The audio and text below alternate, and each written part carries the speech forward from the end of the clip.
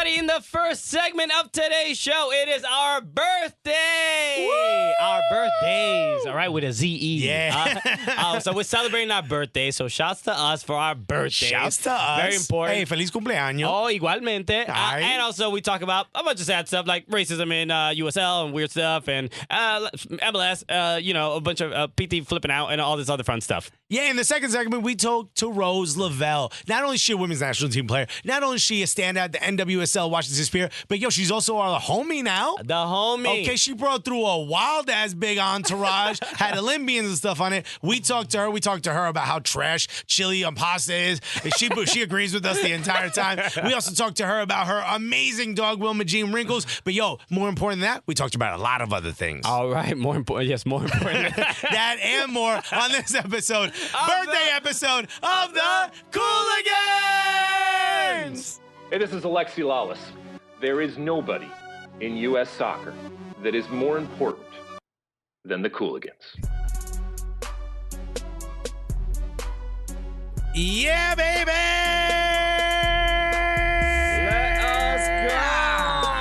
Happy birthday to us! Come on! Happy birthday to us! Yeah, the two most important people in the world. That's right. Nobody else is more important. Not even our mamas. Hell no. You're welcome for splitting you open on our way out. Yes. All these years of our lives have been a real example of how amazing we've been and how much it was worth putting you through all that torture, destroying your bodies just so we could be born. A lot like Game of Thrones. Like this has all been prophesized. Okay. Right? People have been saying, man, I can't wait for that Cuban and that Dominican to start that soccer podcast. That's right. That's how. If only somebody would birth then. We're quoting the Lord of Light. Yeah, 100%. I don't know who half the characters are. I've been watching the show and I'm like, who is that guy again? Sure. It doesn't matter. I just want to see blood and I want to see incest. Yeah, blood and titties. If they called the show that, I don't know how it would get more viewers because I think the first episode got 1 billion. But I bet you get like 2 billion. People would think it was like a porn parody, but be like, no, this is a really good fantasy show. No, it's well written. Although, let's be honest, that was probably the first draft. The dude's from Bayonne. He was probably like, we're going to call this blood and titties. And they're like, nah, don't do that. He's like, how about Game of Thrones? They're like, that sounds better. Okay. But keep all the blood and titties. Yeah, no, we're going to keep all the blood and titties in. We're just going to, it's a little bit of a wait. I do not want less blood and less titties. No. Some of us are going to have more blood, but some of us are definitely going to have more titties. And trust me, because my name is Mr. Hollywood. Yeah. Old Joey Hollywood. Welcome to the show, everybody. Welcome. It is our birthday. So we're recording this on my birthday, but it comes out on my birthday. Exactly. So we're celebrating. This is the official shouts to us birthday. It better be shouts to us without a doubt. I mean, now it makes even more sense than before. Yeah, I mean, at this point, this is almost like where the term should have come from. But no, it came out of much more nothing. You know what I mean? And we're in the room where it was conceived. Okay, look at that. Were we conceived in this room? Who knows? That's right, maybe. Passionate mind love was made, and that word came out right here in this room. Exactly, at the top of Madison Square Garden. Yeah, from Studio 17G. We're in there's stage 17. Gully. Look at that. We haven't even piece that together. Yo, bruh, I've been putting that together for a long time. It's like one of those. What do they call those? Like what are the puzzles with the pieces in them? You mean I think it's just a puzzle, right? Is there a term for it? What is it in Spanish? I keep forgetting. Rompecabezas? Rompecabezas. So, it's like this one only has 2 pieces, and we didn't put that together for a while. Yeah. Which one goes in the other? Oh, they go together. Oh, okay. 17G's, a.k.a. 17 Gulliest. That's right. So, we are excited to be here. We are excited to celebrate our birthdays. Hell yeah. Okay. Look, that sounded like a button a DJ press. A DJ drop? Hell yeah. Oh, yo, I like this producer. Yeah. He makes some good beats. Damn. If Alexis don't trust you, he gonna mush you. So, we are excited to be here and obviously celebrate our birthdays and obviously talk. And by the way, who else would we celebrate it with besides the gulliest fan base in all of America and the whole world? That's right. The Cooligans fans. We appreciate you and thank our you. Gully squad. I mean, this is where we want to be. So obviously a lot. You know what? Let me get personal for a second and let people know what's going on in my life because I've been pretty stressed and I feel like my birthday is the best time to talk about this stuff. But girl, get it off your chest because I won't be able to, really do my job, correctly. Yeah. If I can't just be myself. Absolutely. All right. But no. First off, I sound a little nasally. A little bit. Getting over a bit of a cold, but also it's because you've been licking subway poles. And that's but I'm not gonna stop. Okay. Because you ain't gonna change me. It's a birthday celebration. All right. Okay? I do what I want on my birthday week. Okay. You have your way of celebrating your birthday. Christian has his culture. Okay. All right. And my doctor says otherwise, but I just tell my doctor, I'm like, why are you trying to erase my culture from America? Exactly. Also, how can I trust somebody who doesn't lick subway poles? You know what I mean? So getting over, and then we had NY Fest over the weekend, and that was like 8 hours of talking and screaming into a mic, which is probably not the best way to get over any kind of anything you're going through. But hey, look, the sunburn got real nice and olivey on me. Look at you. Were you in Taiwan? Yeah. Did half your face go to Barbados? So also, I don't think Taiwan is. I think you meant Thailand. Whatever. Go for it. I'm sure it's warm there. Get to what you want to get to. Sure, it's warm in Taiwan. So recently I've been moving. I've been forced to move out of my apartment. Temporary? No, permanently. No, I mean permanently out of your apartment. Temporary move for the time being. Yes, I had to move out of my apartment because they discovered mold in my apartment, and my girlfriend was getting sick. We were, and instead of just throwing out the old bread, they moved. Okay. No, we're keeping the bread. Yeah. We're keeping the bread. We're still licking the subway poles. I'm trying to make penicillin, man. No, it's very serious. No, situation. It was pretty serious, and luckily, we had places to go. We can go with like our parents and stuff like that. But it was kind of a stressful situation where like I literally, I was just home, and then it was like, no, okay, now when we figured it out, we were like, we have to leave. This place is unsafe to be. Yeah, it's unsafe. It's inhabitable, so we had to leave, and we ended up staying, with her. I mean, this is a place you've lived in for a very long time. I mean, I've been there 12 years. 12 years. We did a lot of our first episodes out of there. That's right. Which is about time I let you know I'm going to sue you now for all the mold that I've had to ingest. Exactly. No, so hopefully that doesn't ruin our friendship. No, but it's a fairly serious situation, and I've never had to deal with anything like that, and I've never had to deal with such like a panicked move. And this is like adult situation. Yeah, just there's a problem and it needs to be fixed. I was just immediately, and it was insane. I've never dealt with this kind of stress. I remember you were like, I don't know what to do, and I'm like, I don't know what to do. Yeah, you're asking the wrong person. So as of right now, I do have a new apartment, and I'm going to be basically in New Jersey in a new building that we don't have to worry about mold for a while. And another thing is also this was very very serious for your girlfriend's health. Yeah, and that was the big issue. So she needs to be somewhere that there is no mold. And, exactly. Well, we're in the Northeast where every building is 150 years old. Exactly. Yeah. So finding that was proving very difficult and was adding even more stress. And then even the houses you were choosing to stay, where your parents and her parents, they also had too much mold. So like you just don't know what to do. Like you're in a situation where you have nowhere else to go. Yeah, and initially I thought of it as like I think when it broached the idea of like it could be mold, we're like, oh, it can't be. What? Like I feel fine, but then I look back and think about stuff I've done. Like I've dealt with migraines for like years, and I was just like, well, I'm just a dude who gets migraines. You know? Yeah, but that could be because of your friendship with me. You know? Sure. You know what? It's odd. I feel like a lot of people get migraines. Yeah. No, totally. Honestly, they're just a bunch of pussies. Maybe they should all move to new buildings. No, so I'm glad that I at least figured it out, and you know what? Honestly, I've been doing a lot of research, talking to a lot of people. This is a very common issue, and a lot of people don't know that this could be a problem, or it can lead to like chronic symptoms, and a lot of people don't know where they're coming from. It's often misdiagnosed. Yeah, and it's often mold, and doctors like apparently don't even believe people when they say it. Like it's I don't believe people when they say it. So I can imagine. You don't believe a lot of reasonable things. No. So I'm just glad it's sorted out, and now this is like a weird like new beginning because I have to not only. It's the first time you've ever lived outside of Brooklyn. Yeah, I have to move, and then I have to also when you have mold, you got to throw everything out. You got to throw everything out, which is insane. I have like a lot of fairly new things, a couch, a bed, I just there's nothing I can do. But the one thing you will not throw out is our friendship. Who knows? No, Is never. anyone else scared? Never. So yeah, just an update. A lot of people may have, I'm not super public about stuff like this. Only No, but this is, I'm glad that you said something on the podcast because, I don't think people notice you're a professional. You come in, you do your job, right? You're great at what you do. But oftentimes things like this do seep into what we do in other ways. And you're going to probably break jokes about it. You know? That's how you recover. There were like last week, maybe like for 4 or 5 days, nothing was funny to me. You know what I mean? Like it was just really hard. Yeah, like when the whole I have a bit now about when I thought I was going to have dick cancer, which I know is not the term for it, but it is now. Yeah, it is on this show. I'll tell you that much. It was also my nickname in high school, Richard Cancer.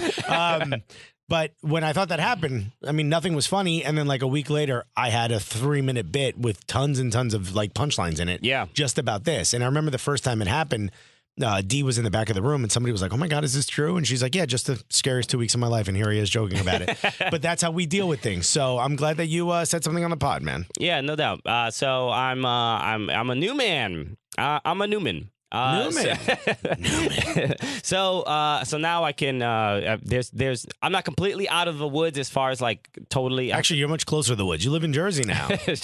But there's still a couple of things I have to like move and throw out like a giant couch that is super super heavy, and I have to figure all that out.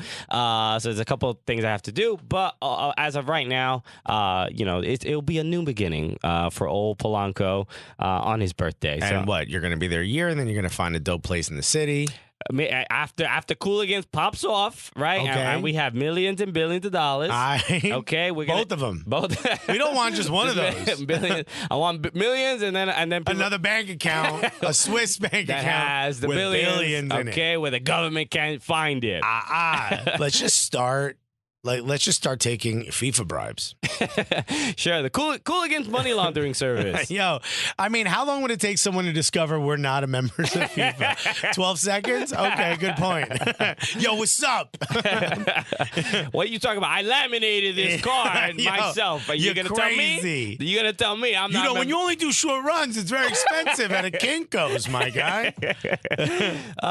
So I'm just happy to be here and excited to continue doing this show. So, hey, we're breaking in real quick to tell you about the greatest sponsor we've ever had, SeatGeek. Yes, SeatGeek is sponsoring today's show, and tickets. Yeah, tickets are it can be cumbersome. It can be difficult finding them. You know what the worst thing is? There's just so many websites that sell them. So yes. You're like comparing one to the other. It's like I wish SeatGeek did flights, honestly. Okay, because they make everything easier. Here's what happens: you go on the app, right? You don't even got to pull out your computer. Find the charger or whatever. Who got computer? Nobody got computers anymore. Laptop, get out of here, right? What you do is you got your phone in your pocket, you pull it out, you get the SeatGeek app, right? It knows where you are. It tells you what events are happening around you. It goes green, yellow, red, tells you if it's a good deal, really expensive. Yo, you see that green, you hit that, you're going to get the cheapest possible ticket across all ticket sellers. They did the work for you. They went out and they searched for it. They found it. They gave it to you. And it doesn't stop there. You put in the word Cooligans, and you gonna get something, ain't you, Christian? You're gonna get $10 off your first purchase. $10 off, dude. So hold on a second. Is that $10 off the worst deal on the internet? No. The answer's no. No. It's $10 off the absolute best deal on the internet. All right, stop. Don't give me puzzles to answer in the middle of these reads, Alexa. I think I just gave you a seat in Becca. Google that. Right after you download the SeatGeek app, get the app. They find, and it's not just soccer. Yo, you want to go to a game? I've used it so much. Comedy shows. We're comedians. Our shows are on there. Concerts, a bunch of, and there's gonna be a bunch of NWSL games that you can go to as well. Like you're trying to support soccer. You're trying to support women's soccer. Hey, at the end of this episode, we're going to have an interview with a Washington Spirit player who's also playing on the women's national team. Maybe you want to go. Maybe that inspires you to go want to see the Washington Spirit. Maybe you in D.C. and you're like, yo, I'm tired of seeing old-ass Wayne Rooney run around. That's right. I want to see what this other team's about. And I'm like, why did they put the name old-ass Wayne Rooney on the shirt? That's too much. It's first of all, disrespectful. Too many letters. Yeah. Wildly disrespectful. Yo, so like maybe you want to see what like this next crop is about over at Washington Spirit. That's it. You want to see some ballers like Rose Lavelle. And Mallory Pugh. Mallory Pugh's on there. All right. Right? So maybe you want to see that. You know what you do? You get the SeatGeek app. It already know you're in the DC area in this scenario, right? Yeah, so it knows you're there. And it's like, yo, boom, That's when you hit the button to buy. We gotta make a See Geek My Guy app, and that it's just everything is New Yorkified. All right, so make sure you use the promo code Cooligans, and you will get $10 off your first purchase. Usually, the way we start this soccer podcast is by showing love to the people who show love to us. So thank you to the people who leave iTunes reviews, and you know what? We were at the NYCFC game over, what was it, during the weekday. Against the Fire. And we got to hang out with a Gully Squad member, a homie, Kevin Brothers. Kevin was hanging out. Which was cool. He's a dude from Seattle, recently moved here to New York. And we hooked him up in more ways than one. Yeah, well, I didn't realize the kind of influence. You know, some people like they talk about soccer, quote unquote, influencers. Nah, son. But are we influencing you to like hit your sexual get in them ribs? You know what I mean? Okay. Like here's what happens if you ask recommendations on where to go see soccer games from the Cooligans. Right now, there's a 100% chance you gonna smash. So we're looking out for you. So, I mean, that's so yeah. If there's more stories like that where the Cooligans have influenced you or helped you, we've been the wingman in your life. Yeah, if we suggested something that led to you getting the tip of your beak wet, maybe you let us know. Okay. Leave that in the reviews. Exactly. Let us know how helpful we've really been. That better be the review you leave 5 stars, Joe, because of these guys. I smashed. So I wanted to read this one. This one was made me laugh a whole bunch. So this was from Steve Storr. Okay. I read this one. And it says, quote unquote, shouts to you, dear reader. So thank you, Steve. All right. And then so the message says, at least once per episode, one of these two will get something mundane and not soccer related totally wrong. The other will correct him, and then he will double down on being wrong, and then they move on like nothing happened. Yeah. Wow. What a perfect synopsis of the show. That is exactly what this soccer podcast is. Yeah. So, and then it continues. He goes, today, referring to last week's episode, it was Alexis being right about quote unquote dwarfs, and meaning about the term, using the term dwarfed. Yeah. We weren't talking about little people. No. Dwarfing something. Dwarfing something. So, this dwarfs that, and you were wrong. I was wrong. This is now proof, written proof, but which is fine. I don't mind being wrong, but I'm usually not wrong. So that's usually why I will agree to that. But I will say in this situation, I was right. Then he continues. He says, infuriating. These guys are basically if a discount Jesus and Miro never got on Showtime and started talking about soccer, which is sort of mean. Anyway, but then he continues. What do you mean discount, my guy? Then he makes up for it. He goes up to AIM Awards, 5 stars. Yeah. All right. We love you, AIM Awards. We do. You want us back. Yeah. So are we a discount Jesus and Miro? I don't. I feel like Jesus and Miro are a discount Jesus and Miro. We all go for discounts. You know what I mean? Yeah. They're from the Bronx. They're from the Bronx. All right. We ain't looking for we're no highfalutin. Podcasters or whatever. Then again, you out here with your pinky out in your new building with yards and shit. Yes, that I'm paying a lot of money for that I barely have. I will say this: when you hear the price he's paying, I'm like, why are you in Jersey, dog? That's Queens money. Oh, so okay, so yeah, well, there's a new building. We will figure all that out. So, Steve, thank you so much for the review. Thank you for helping us on our quest to get to that 500. Trying to get to. Thank you. All right, I got this one from Josh KLE. Okay. Newfound fan is what he says, 5 stars. Here's what he says. I listen to a lot of soccer pods, a lot of which attempt to be funny, but I legit LOL at this show. I'm not even a big MLS fan, but I always find time to listen to it for its entertainment value. Great storytellers. Was listening enthralled to a bit about meeting Susan Sarandon. Gold. Keep it up, guys. All right. Shouts to me meeting Suze. That's right. Suze, I mean, she's one of the homies. She's now, by the way, legit homie, though. She saw me trying to sneak in, and she was like, yo, bring my mans on the elevator. Yeah, well, we got to get her on the show. We got to figure out. We got to work it so she gets on the elevator. Get her on the show, talk about soccer, and then everybody will just message us about why they hate her for Hillary losing the election. Yeah, there's certainly not all positives there. But I will say she's basically the YG of actresses. Wait, I don't get the. I know YG, but why the reference? YG is just a real thug, and he released a song called "Stop Snitching." Okay. Yeah. All right. So look, we may not always agree with our guests, political beliefs. But, No. But they're homies nonetheless. When we, the focus is soccer. She's Wild Gully. So Exactly. Suze. And her son-in-law is Scott Martino. Yeah. All right. She is. What's better than that? All right. So thank you so much. That was Josh KLE, and thanks Suze. Always got to thank Suze. Great Suze. films. I mean, it's just amazing. Imagine we get a 5-star review from Suze, yo. Imagine. Wouldn't that not make I'd print that joint out. I'll tattoo it on my body. I'll put that on other people's fridges. Just show up at someone's house like, yo, you need this on that fridge, my guy. So okay, let's get started with that American soccer chat that that people love. This is what they come here for. Yeah. They come here for the Susan Sarandon anecdotes and for Yo, what's happening in Susan Sarandon's life? Oh, let's listen to the soccer podcast. All right, so let's start with a fun subject: racism. Oh boy, always fun to sort. Okay, we got to start out with the heavy stuff. So then the rest of the stuff seems a lot more loose and carefree. We have to start with this story got wild, right? Yes, it did. It all of a sudden got real close to home. Yeah, and you know what? Because Christian loves the N-word. This is that's a joke, everybody. I mean, it's like I like Subway polls. I'm a weird guy, but these aren't the stories we want to hear from USL. Right. We want to hear, great fun soccer stories. The soccer phenoms that are getting minutes so that they can play in their first division clubs. Right. Right. But I don't have the story in front of me. So this is between. This is Atiba Harris, who plays for Oklahoma City Energy, but he's an MLS player, no? I don't know what team he formerly played for, but I do reckon. I feel like DC United is the thing that comes up, the name that comes.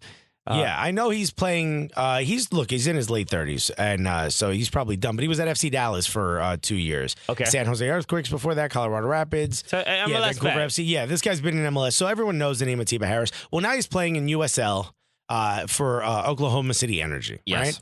right? And he was playing against Tulsa Roughnecks, right? So yes. Real Southern. Is this a derby or a Classico? I have no idea. Okay. Right, and there's a player on Tulsa, Oklahoma, on Tulsa Roughnecks, who used the N-word when in towards him. Yes. And Atiba says it in an insulting way, and I'm going to take his word on that, obviously. Mm-hmm. So he releases this on Twitter saying, hey, he told the ref that after the first time and nothing happened, and then after the second time he was really pissed off, so he put this out on Twitter. We retweeted it, a.k.a. I retweeted it, saying, yo, you need to explain yourself right away, USL Championship and Tulsa Roughnecks. Like, this ain't good, right? Somebody in the comments says, I hear this all the time in Queens during games and stuff. I did not think that was going to be foreshadowing. Okay. Turns out the player, Bastidas. Fabian Bastidas, Colombian dude from Brooklyn, New York. Yeah. Born in Brooklyn, New York. I don't know if he was raised here, but he was definitely born in Brooklyn, New York. Mm-hmm. Was the one who said it. Yeah. The reason we're bringing this up is not just because it involves New York. It's because we've talked about this before. Is it okay for Latinos to use this word? Yeah, so this is obviously a bigger conversation, right? I think most people would feel like, the sort of similar to the way I grew up, right? I heard it all the time. I have Dominican friends, family members. All use it. You grew up in Washington Heights. That's all you hear. Yo. Puerto Ricans, Dominican, like Latinos, people with African ancestry. Not even, Latinos use it all the time. Like, Fat Joe. Okay, sure. Puerto Rican and Cuban uses it. I used it growing up. Yeah. It was a term of no one said anything. Like, it was black people talking to each other. It was us talking to black people talking to us, Caribbeans, anyone who basically wasn't like Asian or white. Yeah, but in this scenario, to me, and a lot of Asian dudes use it. I mean, I recommend. Which they probably should not. I recommend it. Go for it. Have fun, Asian people. Yeah. Do what you want. But my I think this conversation is not specifically about who should use the word, right? I think it's in this situation. Where does the word have a place in the game of soccer? Correct, and definitely, I feel like it doesn't have a place on the field. What's this scenario? Even if your homie scored a goal, why say this? Why is the point in bringing this out? So that's my opinion. Everybody can have a feeling about it either way. That's not my sort of place about when black people want to use it in any particular setting, right? But I will say context is very important. Atiba Harris didn't like it, right? And then that's it. Doesn't matter. Yeah. That's it. That's all. That's case in point. And this is my point. He's not saying, yo, you're only you're Latino, you shouldn't be saying. Yeah, let me see your 23andMe before. Exactly. No, the percentages don't really align with this permission to use it. He's not going that far. He's just saying, yo, I'm at work. Yeah, and I'm uncomfortable with your use of it. And he told the ref. Yeah. Ref did kind of blew it off, right? And that's the good thing is that the Tulsa, they looked into it. They had nothing. They couldn't do anything else besides let this dude go. Yeah, and that's what ended up happening. The guy, his contract was terminated. But if I had to make a choice and say whether it was racist in its use or not, I would say it's up to Atiba to decide. I don't believe, based on what I see, that I don't think. What's this dude's name? Bastidas. What's the first name? Fabian. Andres Bastidas. I don't think Fabian used it with the intent of being racist. I don't think so either. But it's all based on how it's taken. And I think this is the fear, or this is really the sort of the rub against using that word. If you're in a situation like this, it's like, what's the point? If that's not your friend, then don't use it. You know what I mean? Yeah. I hope Fabian Bastidas learns a lesson from this. I hope it doesn't affect the rest of his career, because I honestly don't believe he used it expecting it to be taken that way. But I don't think so. But he wrote a Facebook post explaining himself, right? Yeah. And you want to read it? I'll read it, right? So he basically said, last night we played a game against our rival team, Oklahoma City Energy. I used terminology that I have used my entire life growing up in Brooklyn, a pronoun that I say to my friends, teammates. I had no idea it was a pronoun. A pronoun that I say to my friends, teammates, and the people I care about. And he says, and he writes it, right? So in this scenario, he's like, I grew up saying it. What's the big deal? But all right. He's specifically saying I've used it with friends, teammates, and the people I care about. Atiba Harris is none of those three. So yeah, you're using it irresponsibly, right? And when it comes to that word, I'm not saying you don't use it, but it's like understand the repercussions that may come. It's like the alcohol, every alcohol commercial after they give you the big sell. Drink responsibly. Drink responsibly. It's like N-word responsibly. Again, this is not it's for white people. Responsibly for you is to be sober. You're a teetotaler when it comes to this word. All right, stay on the wagon. Yeah, please don't fall off. I will say this, I know, growing up, there was one white kid who grew up in the hood, deep in the hood, and the dude was a barber, and he was really good at fades, and people in front of me would say, nah, you get a pass, you could say the word, and he'd be like, no, and he'd be like, because somebody might be walking by who's not aware of my quote-unquote past, and I'm not going to get involved in that. And that's the smartest. I remember that. That sticks out in my mind. I'm like, that's the smartest thing you could do. Yeah, maybe your close friend doesn't care if you use it or not. It doesn't change how other people are going to accept it. And that's exactly what this situation is. Atiba Harris isn't your close friend, didn't grow up with you, and he's not one of your teammates. So, it is what it is, dog. Yeah. You can't use that word. Yeah. Dude, it's the same. It's like anything else. If something you do or say, oh, well, I used to smack my friends in the nuts all the time. So this woman was walking by and I smacked her in her private parts. Yeah, that's assault. Yeah, it's not as cheeky. Yeah. So, but I will say, to my claim, I truly believe he didn't think he was using it in a racist way. I don't think he was so either. Being racist by. But I do think he was trying to intimidate. Sure. And be competitive and try to get in his opponent's head.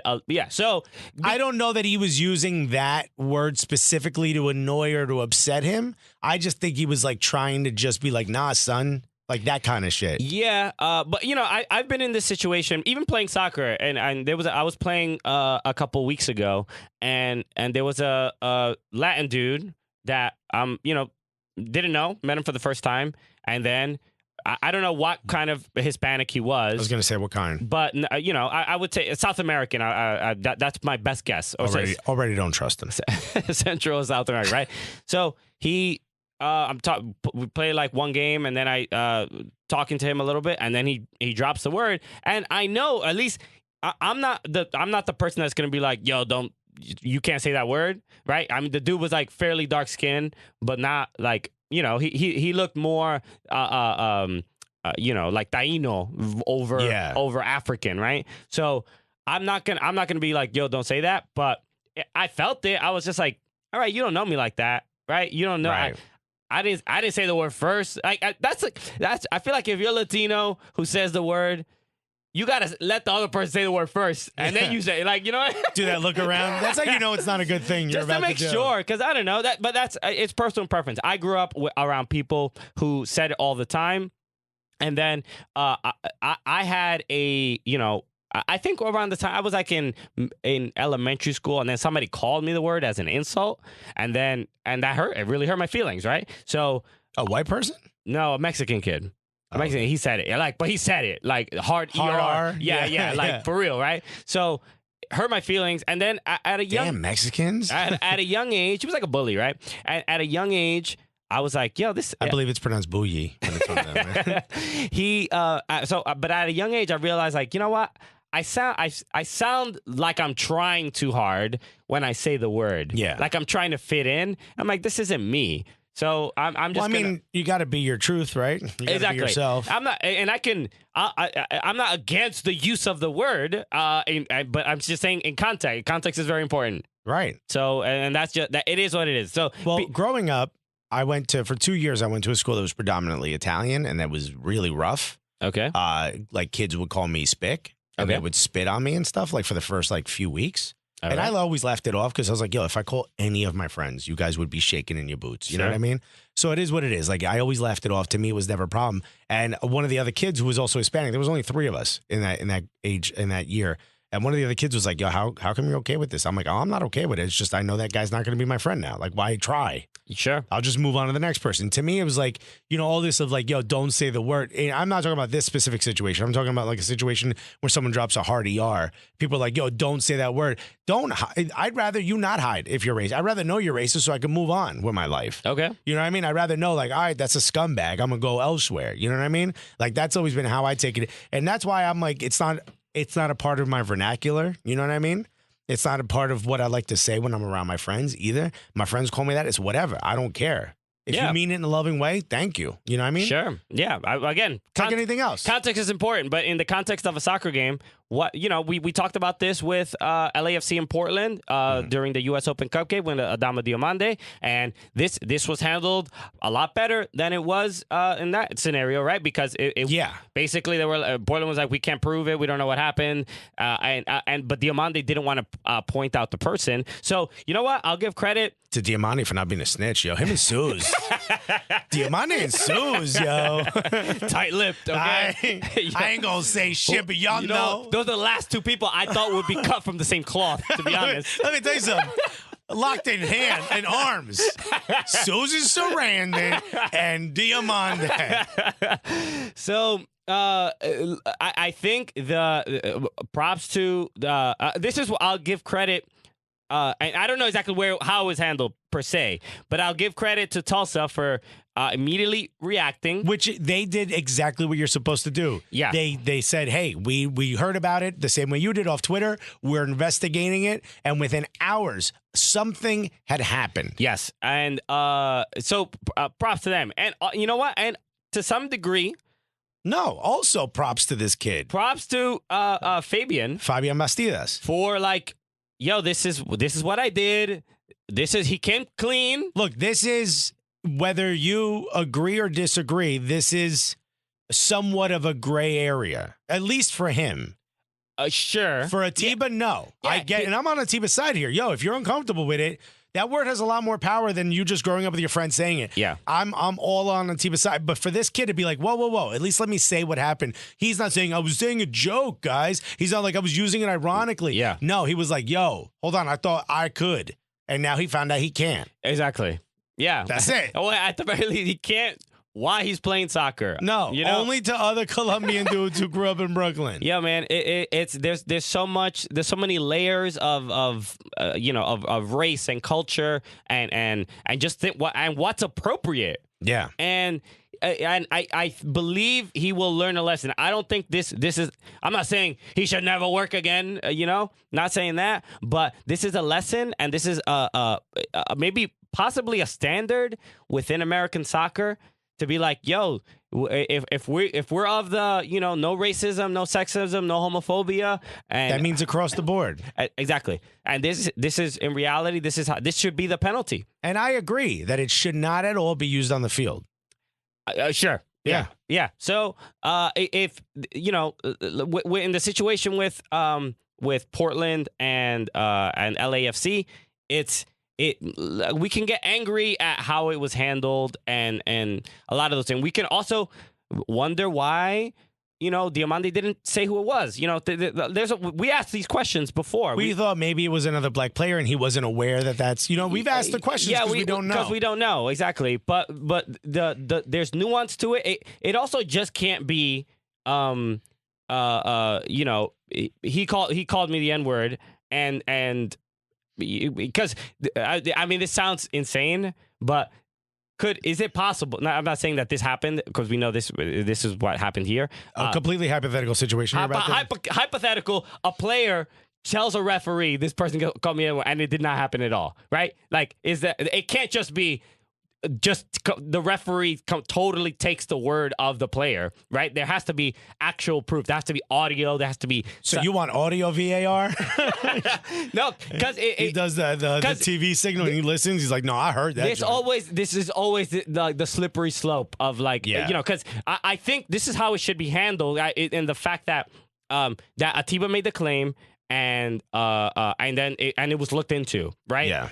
And then the player came forward. Like, the hope is that this just doesn't happen, right? Hopefully, this dude losing his contract is the thing that will deter players from being involved in anything like this. I would say this should be a sign across soccer fields all over the place. Don't say it. This is it. Yeah. Look what might happen if you say it. Exactly. But there's a lot of Latino dudes now walking into the locker rooms like, yo, am I cool? Like, yo, look at me, guys. Do you think I can? Look, this type of I'm not gonna say you can't trash talk. Yeah, of course you can trash talk. Yeah. And within soccer is one of the. Speaking of trash talk, there's even there's another situation with trash talk. Yeah, Zlatan called some of it. I'm kidding. No, he did hard end though. No one ever goes that way. It's very strange. It's still Swedish. Yeah, it's very strange. Yeah, an umlaut was in above the eye. So it is a I lost my train of thought. Oh, like you can. Trash talk is obviously going to happen. And I feel like soccer is one of those sports that is the least mic'd up. You know what I mean? Like, I feel like the field is so big. Yeah, for sure. For whatever reason, even when you're at games, you don't really hear the players. You can't hear the players talking to each other. Well, when I was a kid, I played the game completely silently because I never heard the players speak. Okay. So to me, it was happening in a vacuum. You know what I mean? And then when I first played it and I heard kids yelling at each other, I'm like, they need to be quiet. They need to tone it down. Wow, this is not professional. Whoa, didn't know I needed earplugs, guys. Guys, first of all, this is supposed to be a relaxing game. So take it down a notch. Yeah, soccer is loud. Yeah. Soccer is intense. And it's like... But I remember the coach was like, if someone's coming up behind you, yell back. Yeah, you want, and I'm like, there's so many people yelling at the same time. I'm like, who's back? The last time I actually really heard it was at during the Nations League game between England and Croatia. Remember when Croatia had the empty stadium? And then when you watch those games, to those when the racists are not allowed, you can actually hear the players, especially in Croatia. And only 4 people showed up. So I mean, there's so much going on. There's so much trash talk. There's so much communication between teammates and things like that. That you realize how intense soccer players really are, and they do trash talk, and they do try to get in each other's heads. So such as Zlatan. But in general, with all this, like there is clearly a line of what's trash talk and what is just straight up something that's inappropriate or racist or sexist or whatever. And speaking of Zlatan, deals with that too, because he's a very intense guy, and I think he gets to a point where the trash talk is borders on some people would argue abuse. Some threats, sexism.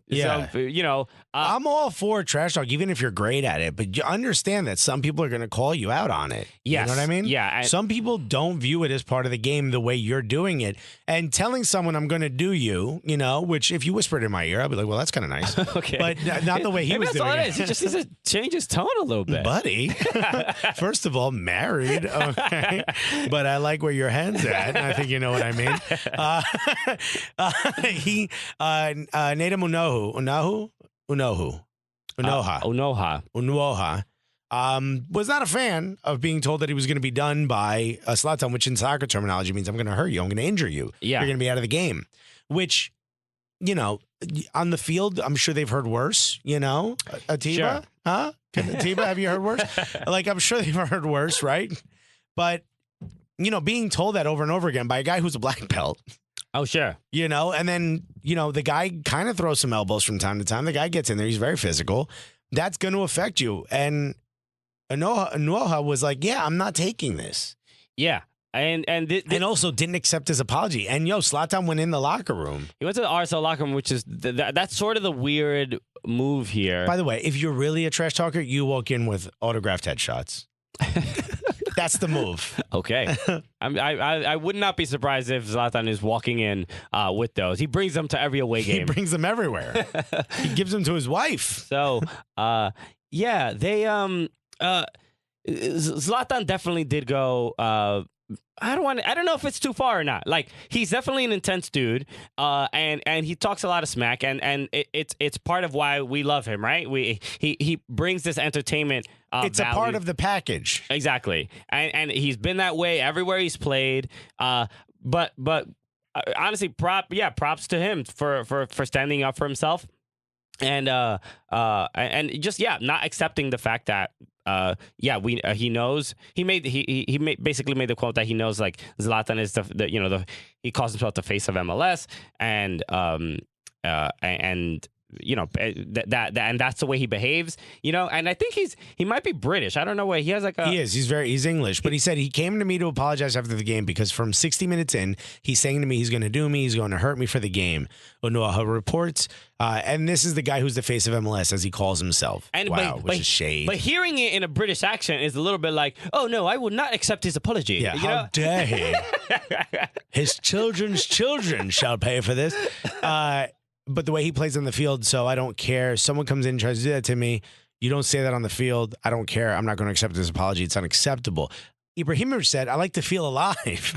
Just what a weird way to start. It just sounds like he has, like, literally needles in his arm as he's saying this. I like to feel alive. He's just getting whipped by dominatrix. I like when it becomes duels and that. Because sometimes, not that I fall asleep, but I don't feel alive if they don't actually activate me. When I get angry, I feel good. This is all stuff you say on the phone. Yeah, this is definitely, you call 1-800-ZLATAN. Yeah. Oh, make me feel alive. Do me. So he needs like a love line to help support his fans. But I mean, if you say to someone, I'm gonna do you, I'm gonna hurt you. Look, it's definitely vague, right? I want to feel alive. I'd be like, can we get a red card for excessive flirting? Just insane. Like the kind of I don't accept this apology or flowers. an edible arrangement. Wow. After you scored. Yeah, I mean, first of all, those take forever to show up. Look, some people would be of, I think traditionalists would be of the belief like, yo, this is a part of the game. This is how it is. And trash talk is, but it's telling someone you're going to hurt them. I mean, it's certainly going to be effective in making them sort of second guess themselves throughout the game. I think it's maybe a step too far. I completely respect Anuha for responding and being like, I'm not going to take this. But I also, for whatever reason, I'm not 100% angry at Zlatan for behaving this way. I think he's a Rodman. He's a tough. He's a lightning rod, right? Yeah, he's just a tough dude, and you either ignore him and or move on. But also, I'm surprised Petke didn't just mush Zlatan out of the locker room. I mean, that would have been nice. Petke. Petke's like, I'm going to hurt you right now. Well, look, Trey, get my stick. he went right up to him, got in his face. He wasn't even happy that he stepped into the locker room. So that's the way to handle it. Like I'm cool with Onua getting angry at it, and I understand Zlatan's strategy and how he wants to play. Also, this is a great way to ice that strategy. Okay, put you in a position where you can't do something you're really good at. You can't really talk shit. Yeah. Psh. So I didn't know, huh? Good on him. So next up, let's talk real quick about what's going on in Atlanta United, because in Atlanta, they got the big signing, right, from River Plate. Pity Martinez, and he was going to be the replacement for Miguel Almiron, and he was supposed, and we saw him and Miguel Almiron have the same amount of goals this year. For Atlanta United. Isn't that amazing? Oh, look at that. I feel like one is running way less, though. Yeah. All right. There's not really covering as much of the grass. Peter Martinez got subbed off in the game against Colorado. Atlanta United won this game 1-0. But, we've watched them several times in several games this season. Yeah. And, I don't know. I feel like it's how many games have they played? 8 or 9? I feel like we're at the point where we can say comfortably that Pity Martinez has been I don't want to say a bust, but pretty unimpressive. I will say that it's not working. I think players have to be put in systems where they can shine. You can't go from one of the best players in South America to a bust in MLS. You just can't. Yeah, exactly. I refuse to believe they're it. Like South American Player of the Year to guy that can't really hack it. Can't get along with Breck Shea. Yeah. Which, by the way, everyone gets along with Breck Shea. Okay, he's one of the nicest wingbacks in this league. Yeah, he's just like a California boy, you know? Yeah. So he got subbed off because he wasn't really doing much, and it's clear that Frank de Boer's system is taking a while to sort of really get in place. Yeah. Right? Yes, that's at a snail's pace. Yeah. Okay. Yeah. Almost like the antithesis of how Almiron runs is how this team is sort of putting it together.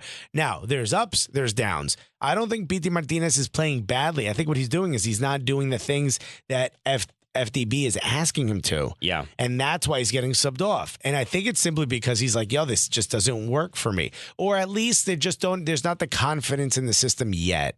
Okay. It will come. Look at San Jose. I don't know why I said that. Wild Latino. It's a city in California. Yeah. Look at San Jose. I think, are you just trying to get invited to the asado? Yeah. Oh, my God, dude. First of all, how are we not invited to the asado? If San Jose can figure out the man marking system, okay, then anyone can figure out Frank de Boer's system. Okay. So it'll get there. Yeah. Right now, hitting a couple bumps. I feel like he's the one struggling the most, and I don't know if it's because he is the one everybody has his eyes on him, because he's like, all right, well, they spent a lot of money for you, so all right, you need to come on, show me them returns, baby. Yeah, come on, time to pull it out. So but look, if would you say Barco's having a better season this year than he had last year? Without a doubt. Is he looking like a $14 million player? Not yet. But he's on his way. He's definitely. The confidence is growing. Okay.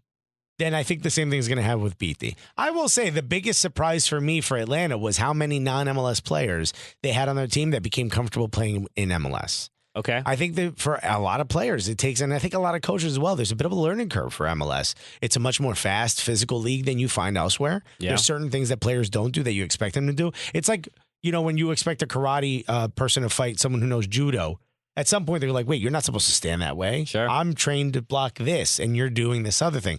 That's kind of what's happened. Like, I know anything about martial arts, but you get my point, right? Like, you're expecting someone to be able to do something. It's like hiring a chef and then putting him on a grill. And like, no, I cook on a stovetop. You know what I mean? It's different. Yeah, I'm fine with that, and I totally. It's part of the game here. Yes, but the fact that I'm like, I don't know who to blame. Should I blame Pity more or his coach? You know what I mean? Or the players around him? I think if you had to blame somebody, who would you blame? He has no. Blame somebody right now. Say a name. Who's most at fault? I'm gonna say Pity. I'm gonna say it's the Bauer. Okay. I feel like you're saying his name differently every single time. Every single time I've said it differently. De Boer.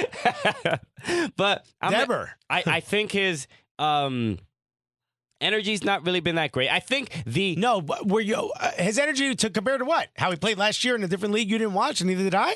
Or the guy who left, who was the fastest, most active player in the league? I'm comparing him to Almiron without a doubt. That's a mistake. Which is not fair. No. But I think his level. Look, this is what I'm saying. If you left the room and I walked in, we're both hooligans. You expect two very different levels of energy out of the two of us. He has no goals, which I'm fine with. I'm actually totally fine with him having no goals. He has no assists. That to me screams like a chemistry problem and a level of uncomfortability with the system in a league that gives you the second hockey assist. How in the world does this dude? You're making a good point there. Not have one assist, buddy. Ricocheted off somebody's head. That is the part that is so much more concerning to me. I think it all goes back to the system he's being asked to play in. Sure. I'm surprised it's taken him this long to learn it. The man got married and still, look how much your life's changed, bro. You can't pick up the system? He's the number 10, man. He should be behind Joseph Martinez, hooking him up. Having some real chemistry. Like, how in the world in 2 months and also Champions League games has there not been a little bit more of a vibe between those two? That's the concern for me. Here's my biggest concern: where's Julian Gressel going next year? Because it ain't gonna be Atlanta. You don't think he didn't get a new contract, right? Yeah, it's gonna be I think he was trying to get a new deal, and he's gonna get paid by somebody. He's gonna get paid by somebody. He might go to Bundesliga. Who knows? He's gonna get paid. I keep saying he should be on the German national team, but everybody's like, no, he's not good enough. But Germany can't. They could do worse. Yeah, the current squad they had. You tell me he can't get a run? Yeah. He can't get a run on the German national team? He's great. He scored the only goal. I love Dog, imagine he goes to like Tigres. That'd be amazing. Julian Gressel. I loved his celebration. His celebration after the goal. Did the Damian Lillard. He did Damian Lillard. It was like a combination of Lillard, a little Joseph sprinkled in there. Yeah. Remember that Olympian who was like, what was her name? I can't remember her name. I forget her name, but she made that face. Yeah. Weirdly enough, the look that he gave, he looked like he was looking at the bench. I know he wasn't. But the way he turned... He did give a little, fuck out of here. The bow. What, system schmistem, you know? Yeah. I just put him in the back of the net. That's the only system I know. Bruh, I got a system. I score goals. And that was, he was playing on the wing in this game. Yeah. So not really his, where we're used to seeing him, right? Yeah. And Brad, are you more of a breast, a thigh, or a wing, right? He's not so much of a wing. Okay. All right. Anyway, so sometimes it make you laugh, and I think you don't even know why you laugh. I don't know either. Anyway, so but look, I definitely, I'm not surprised that food is on your mind. That's all. Oh, I am so hungry. So, they're trying anything to be able to get some chemistry going, and yes, initially, I would say beating Colorado 1-0 is not a sign that everything's going great. You know? It's a sign that things are still pretty bad, and they haven't really figured out how to play together. And then it's frustrating because they went from having this incredible, especially end of season run into the playoffs, exciting soccer, and we sort of, and Atlanta fans too, expect an exciting product on the field, and the games have just not been fun to watch. I'll say the fan base is stuck around. Sure. And I think that was a big fear, though. Where are they going to go? Where are they going to go? Falcons? What else you got? Yeah. What, you going to drive for 45 minutes to go see the Braves, dog? You got nothing. Nah, Atlanta United is saving that city right now. Yeah, Dominique Wilkins was at the game. You saw that? I did see that. Yo, they got legends on legends. Yeah, I love when but how many people showed up to your games with ankle bracelets on, my guy? Oh, ankle monitors. That's right. Yeah, that new fashion statement. What you got? Red bottoms? Cool. I got plastic ankle bracelets. That's right. Remy Ma at the NYCFC game, the one that we were out against the Chicago Fire. That's right. Yeah, she was. I just out there with Fat Joe, with Papoose, and I think Tony Sunshine. Everybody remembers him. Yeah, we all know him, right, guys? But definitely didn't have to Google him. I love that one song. NYCFC's taking all these photos, right, and they're posting them on their social media. But it's all cut off at the knees. Yeah, on purpose. On purpose, right? You gotta, but then I was like, I didn't think anything of it. And then on Instagram, Tony Sunshine had posted the full body shot. Yo, Remy Ma out there at Yankee Stadium Remy with Ma, the ankle monitor. She's like, yo, I want to let my parole officer know that I'm out here watching NYCFC. Not drinking, home before sundown. Okay? They did leave early. Yeah, they had to. They got to get Remy back. But she was there. Did she see? I think she saw the goal. Yeah, I think she did see the goal. I didn't. I was waiting in line to get in. Security was tight. That's right. Not in the bathroom this time. No. So, but it was cool to see him there. And like that again, this should happen regularly at NYCFC games. Yeah, get more people with ankle monitors at the game. At Rebel games, man. Like, we got to get the culture supporting soccer, man. It's just what moves culture forward and the sport forward is rappers. Co-signing it. And using what if Remy Ma all of a sudden starts using like a Maxi Morales like punchline in one of her songs? Yeah. Like dishing out bars like Moxie. Yo, like let's be real right now. Let's be real when it comes to hip hop. Ladies and gentlemen, welcome to Be Real with the Cooligans. Exactly. There's a reason why everybody rhymes stuff with Gucci. Okay. Yeah. You don't think Gucci is like, I'll send you a couple belts. Yeah. Oh, look at this brand new thing that hasn't been released yet. Why don't you do that? Also, cool if you mention us. Okay. You don't have to, but maybe a couple bars. Pretty please. It's not a coincidence. Yeah. How many rappers have said Balenciaga in the last 2 years? Exactly. Meanwhile, on their Instagram, they all got Balenciaga shoes. Exactly. So, who has that? Who's the first rapper to use Cooligans, though? That's what I'm waiting. Oh, wait, isn't that rapper in Atlanta that tried to take that word from us? Oh, that's right. Yeah. That's our word. That's our word, son. Remember his fan was like, yo, it's not fair. You stole something from, I forget his name. Well, there was some rapper. Stevie ATL or something. Some rapper used, that was the album name, I think. No. He had like an EP. He did it in a bar in a mixtape. It was just like a straight bar. And he used is like, I'm cool again. Cool again, yeah. So now he calls himself the Cooligans. And he did something called Cooligans Fest in Atlanta. Yeah. That I think like 7-8 people showed up to. It was dope. Well, anyway, his fan came after us, who also has something to do with soccer. The fan's like a fan of him, but also has like a Twitter about soccer. And he was like, yo, you stole this word from Stevie ATL or whatever his name is. And I was like, oh, yeah? And I looked it up. And he used it like 6 months after we started. Yeah, exactly. It's like, fuck out of here. Okay. If anything, thank you for bringing this up. Get out of here with that noise. Cease and desist, my guy. The point CNDMG we're making is MLS teams, American soccer fans need to be connecting with the hip hop community. Like you saw Sway Lee was at the Galaxy game? Galaxy game, we took a photo with Zlatan. Like, yo, we need Sway Lee just out here bopping to his own music. Because what rappers use Beckham a lot, right? Because he's a cultural icon, right? But there's a mixtape that just came out where the rapper is like go with it like Messi. Something like that. Yes. So, it's called Messi. The song is called Messi. So they use Messi. Because those are the biggest names, right? So we need to be able to like include references like this Right. Kodak Black is probably going to release a song about Cristiano Ronaldo because he's a little rapey, just like Cristiano Ronaldo. Okay, and those two thick as thieves. yeah. Thicker than blood.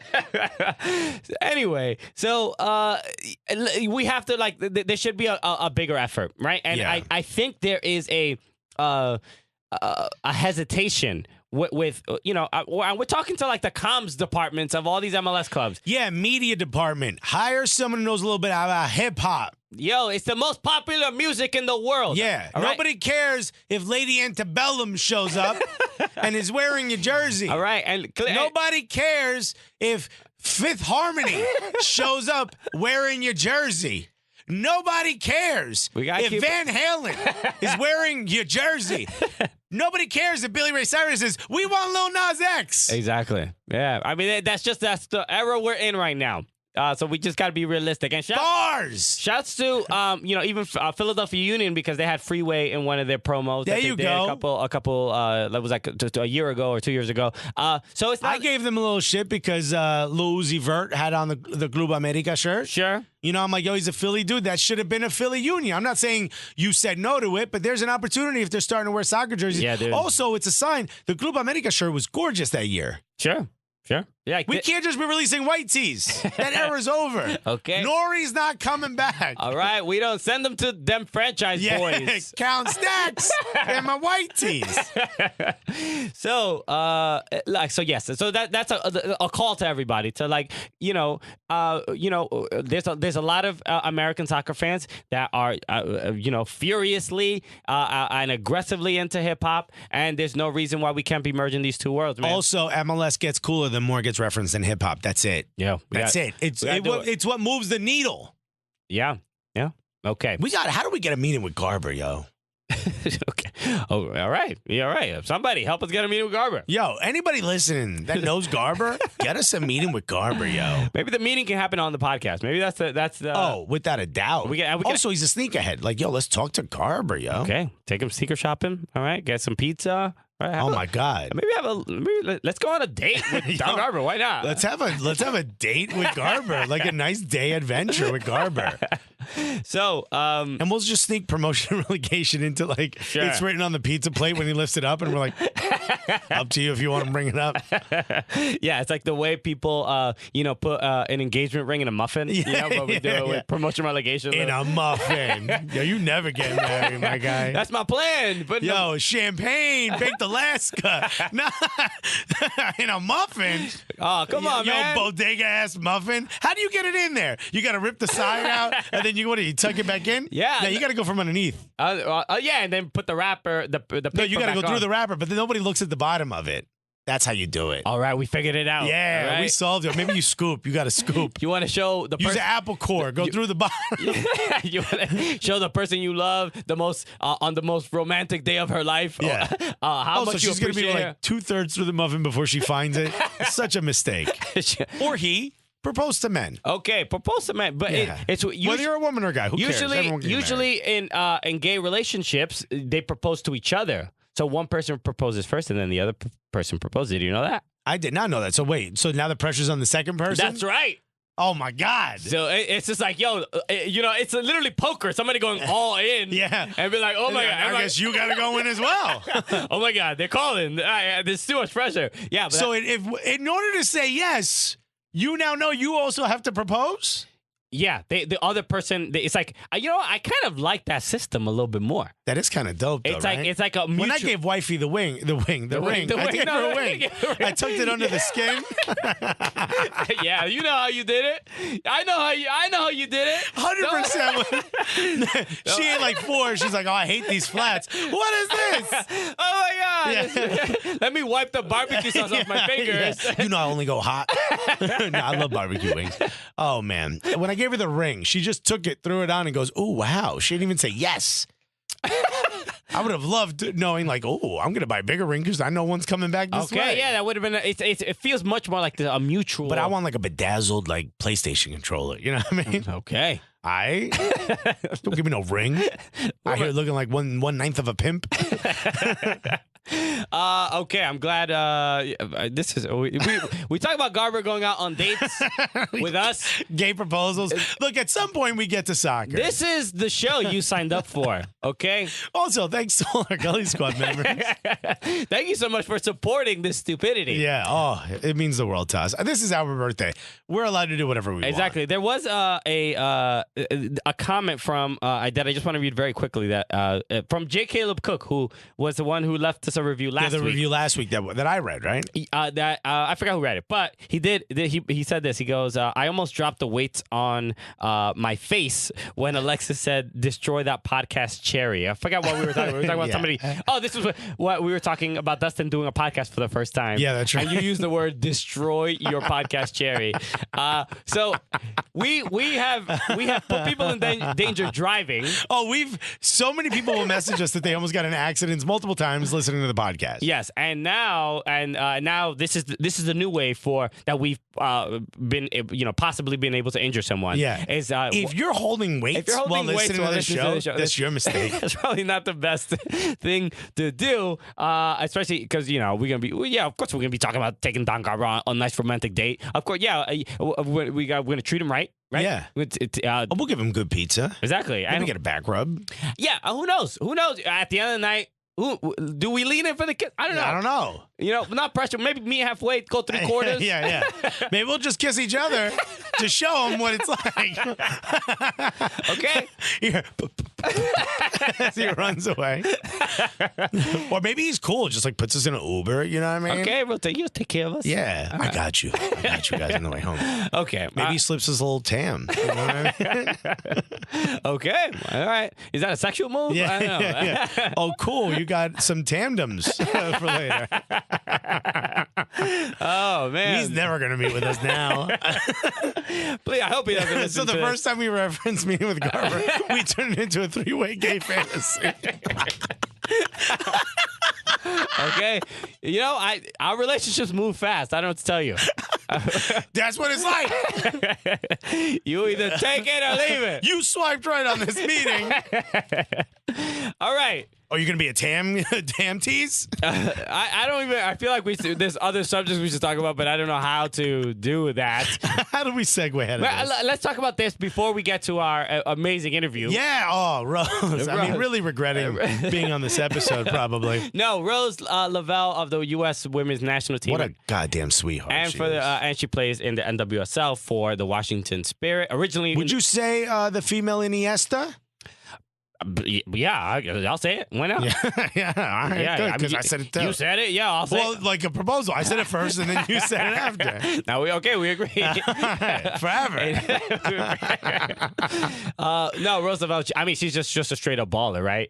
She really is. And she's been, just the last 2 years getting her caps for the women's national team and really been, one of the star midfielders. And, she'll be at the World Cup. Young.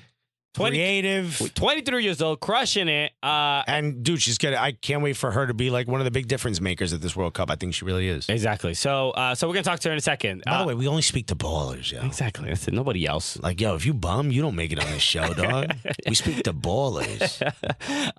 So last thing, let's talk about the English Championship a little bit because we bring up this man Marcelo Bielsa.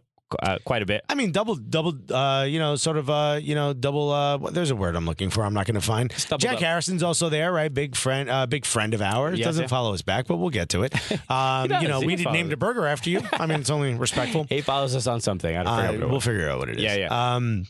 Yeah. Great dude. He plays for Leeds, right? Leeds United, who we also shamed. On the left wing, yeah. We shamed out of that stupid badge they were going to do, that logo. But Bielsa, crazy man Bielsa, who I absolutely love. He taught who I think is the greatest coach of all time, greatest football manager in the history of the world, Sampaoli. Okay, that's the thing we don't agree on. But he was in the news because there was a game, an important game between Aston Villa and Leeds, a game where Leeds definitely very, very much needs to win because they're still within fighting distance for that second place automatic promotion into the Premier League. Yeah, they're currently in third. They're, I believe, now 6 points back from Sheffield United.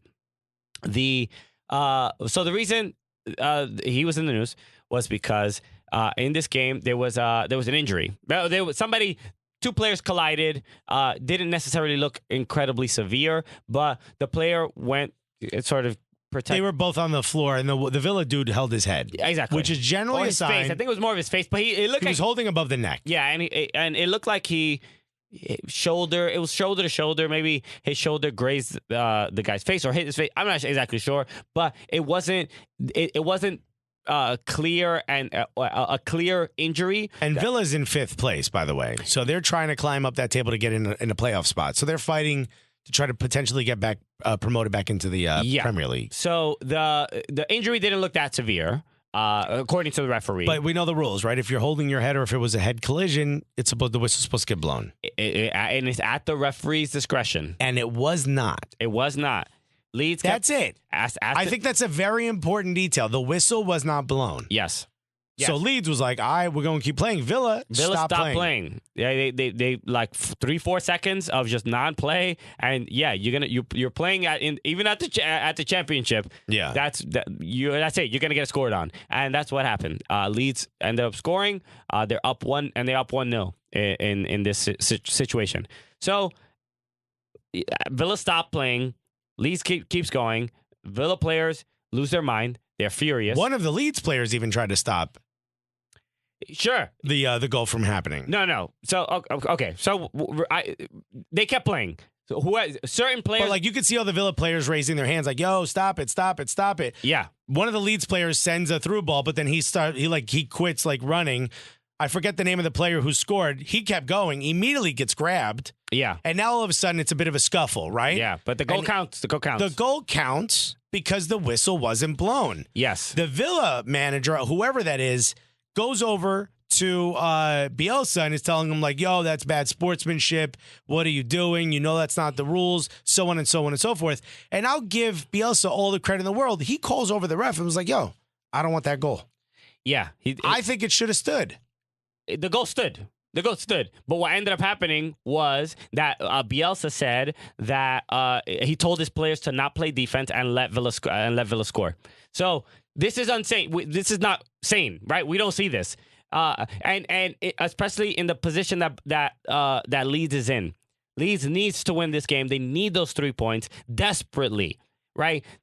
Everybody on that pitch wanted those 3 points. And you can tell when Bielsa allowed Bielsa allowed the team to score and told his players to not play defense. There was still a center back that still played defense and almost blocked the goal from going in. Yeah. So it's just hard to turn that off. Not everyone agreed. So this is an incredibly divisive situation, and I don't know where people necessarily stand on this. When I agreed with it until I saw what caused the injury. The collision. When I saw the collision, I'm like, I understand why the referee wouldn't call a foul. Because it looked weak. It looked, yeah. A lot of people have been commenting on this, and they say, like, this stuff happens because this is the result of diving. This is the result of players that they don't trust the refs. That the referee doesn't trust that unless it's like bloodshed or looks really bad. So the I think it was Alexi Lalas that said this, and he was answering somebody's question, and he said, like, this is on them. This situation doesn't happen if the culture of diving didn't become so like popular and become such a standard in the game. I don't know that I agree. So regardless of who to blame, why did Bielsa do this? Do you think if he doesn't allow this goal? No, because remember the whole tape gate about him taping? I think that's why. Okay, he can't be seen as cheating. Yeah. Okay. And I think this would have been like, oh, like, look at the bad sportsmanship, blah, blah, blah, blah, blah. You can't do that. I think that's what happens. Yeah. Unfortunate. It's like just a kind of a shitty situation, right? Like how do you go back to your players and tell and be like, like this is if Leeds doesn't get promoted, they're gonna look back at this moment. If they miss by 2 points and after this draw, well, I mean, they're gonna be in the playoff. They're going to be in the playoffs, but yeah. They have not been in a good run of form. They're not like the hottest. They haven't been in a terrible run of form. They have a draw, 2 losses, a win, and a draw. It's not the worst. Not the worst, but look at Sheffield. Look at Norwich. I mean, they're doing. Norwich is running away with it. Shouts to First Guano in the Premier League. We'll see. I mean, if hopefully they bring them there. We don't know. Oh man, they better. They better. I mean, it's like Onel. Yeah. So. Oye, chico. But it would be. It's just Se murió Fidel. a tough. I can't wait to yell that at a Premier League. Yo, let's go to a Norwich game next year. Why not? Let's do it. I don't know. Yo, Tobin. Yeah, let's go to a Norwich game next year. Let's just go with Toby. He'll show us the lay of the land. Tobin. I mean, he's short for Toby. Toby's short for Tobin. I don't know about that. I'm not making out people's names here. I got to be honest. I think I'm offended by what you just did here. Yeah? Is it Chris? So, a lot of people call me Chris. You know who I hate? People that go with the other nickname. They don't take the beginning, they take the end. Like Topher? Ugh. Call me Topher, guys. Your name isn't Christopher. You'd be Chin. So, the Chin. But Bielsa doing this is this is a weird situation. I don't know. It's not weird. He had to do it. I don't know if you have. He's the crazy man. He's like, oh God, you know what's gonna happen? Jason Terry's on the other side being racist. Like you got to do it. John Terry. Jason Terry played for Dallas Mavericks for a long time. Everybody knows how racist he is. And why is he at Villa? The guy can't even dribble with his left. Did win a championship, though. John Terry. Anyway, so it was if you haven't seen First of all, welcome to the Cooligans. If you haven't seen this video, it's one of the most surreal things you're ever going to see. Just like everyone's mad at each other, and then the team's not playing defense. No one's happy with the result at all. Just so strange. Soccer is weird as hell. Especially in England. So watch that video if you haven't. Just Google it. You can find it very easily. But Leeds plays Ipswich, which I think is bottom of the table. Yeah, they're getting relegated. They're trash. So get a win against them, and you're good. Yeah, but they're 6 points back from Sheffield. Nothing would make my heart happier than seeing Jack Harrison promoted into the Premier League. If they take him. If they take him, he's on loan from Manchester City, so there's nothing guaranteed. But the fact that he earned that and he got several goals and several assists that season on a player who was the first live event we ever did, and hell yeah, moving into the Prem and helping us. I mean, I would freaking cry, man. That would be so beautiful. That would finally be a player in the Premier League we've named a burger after. Exactly. All right. Wow. No other show can say that. No. Your favorite 2 guys in blazers. They ever name a burger after somebody that's in the Premier League? Nah, son. You know what? And shout out to John Strong because they did. Oh, he referenced us. That was pretty fire. A live event at Alexi Lala's State of the Union podcast. We've infiltrated the State of the Union podcast. That was so dope. You know, at Minnesota, in Minnesota, at the Brew Hall at Allianz Field, and John Strong just giving us a shout out there. It meant the world to us. Thank you, man. Just the fact that we're in the ether, you know, we're in the conversation. That means a lot to us. John Strong. All right. With them strong references. Yeah, we gave him that last name. That's right. It was Weak. It was John Weak before that. We were like, nah, man. Nah, you earned. We got to change this up a little bit. Got to upgrade you, dog. Let me upgrade you. Also, look in that muffin, my dude. Will you marry us? Something special in there. All right.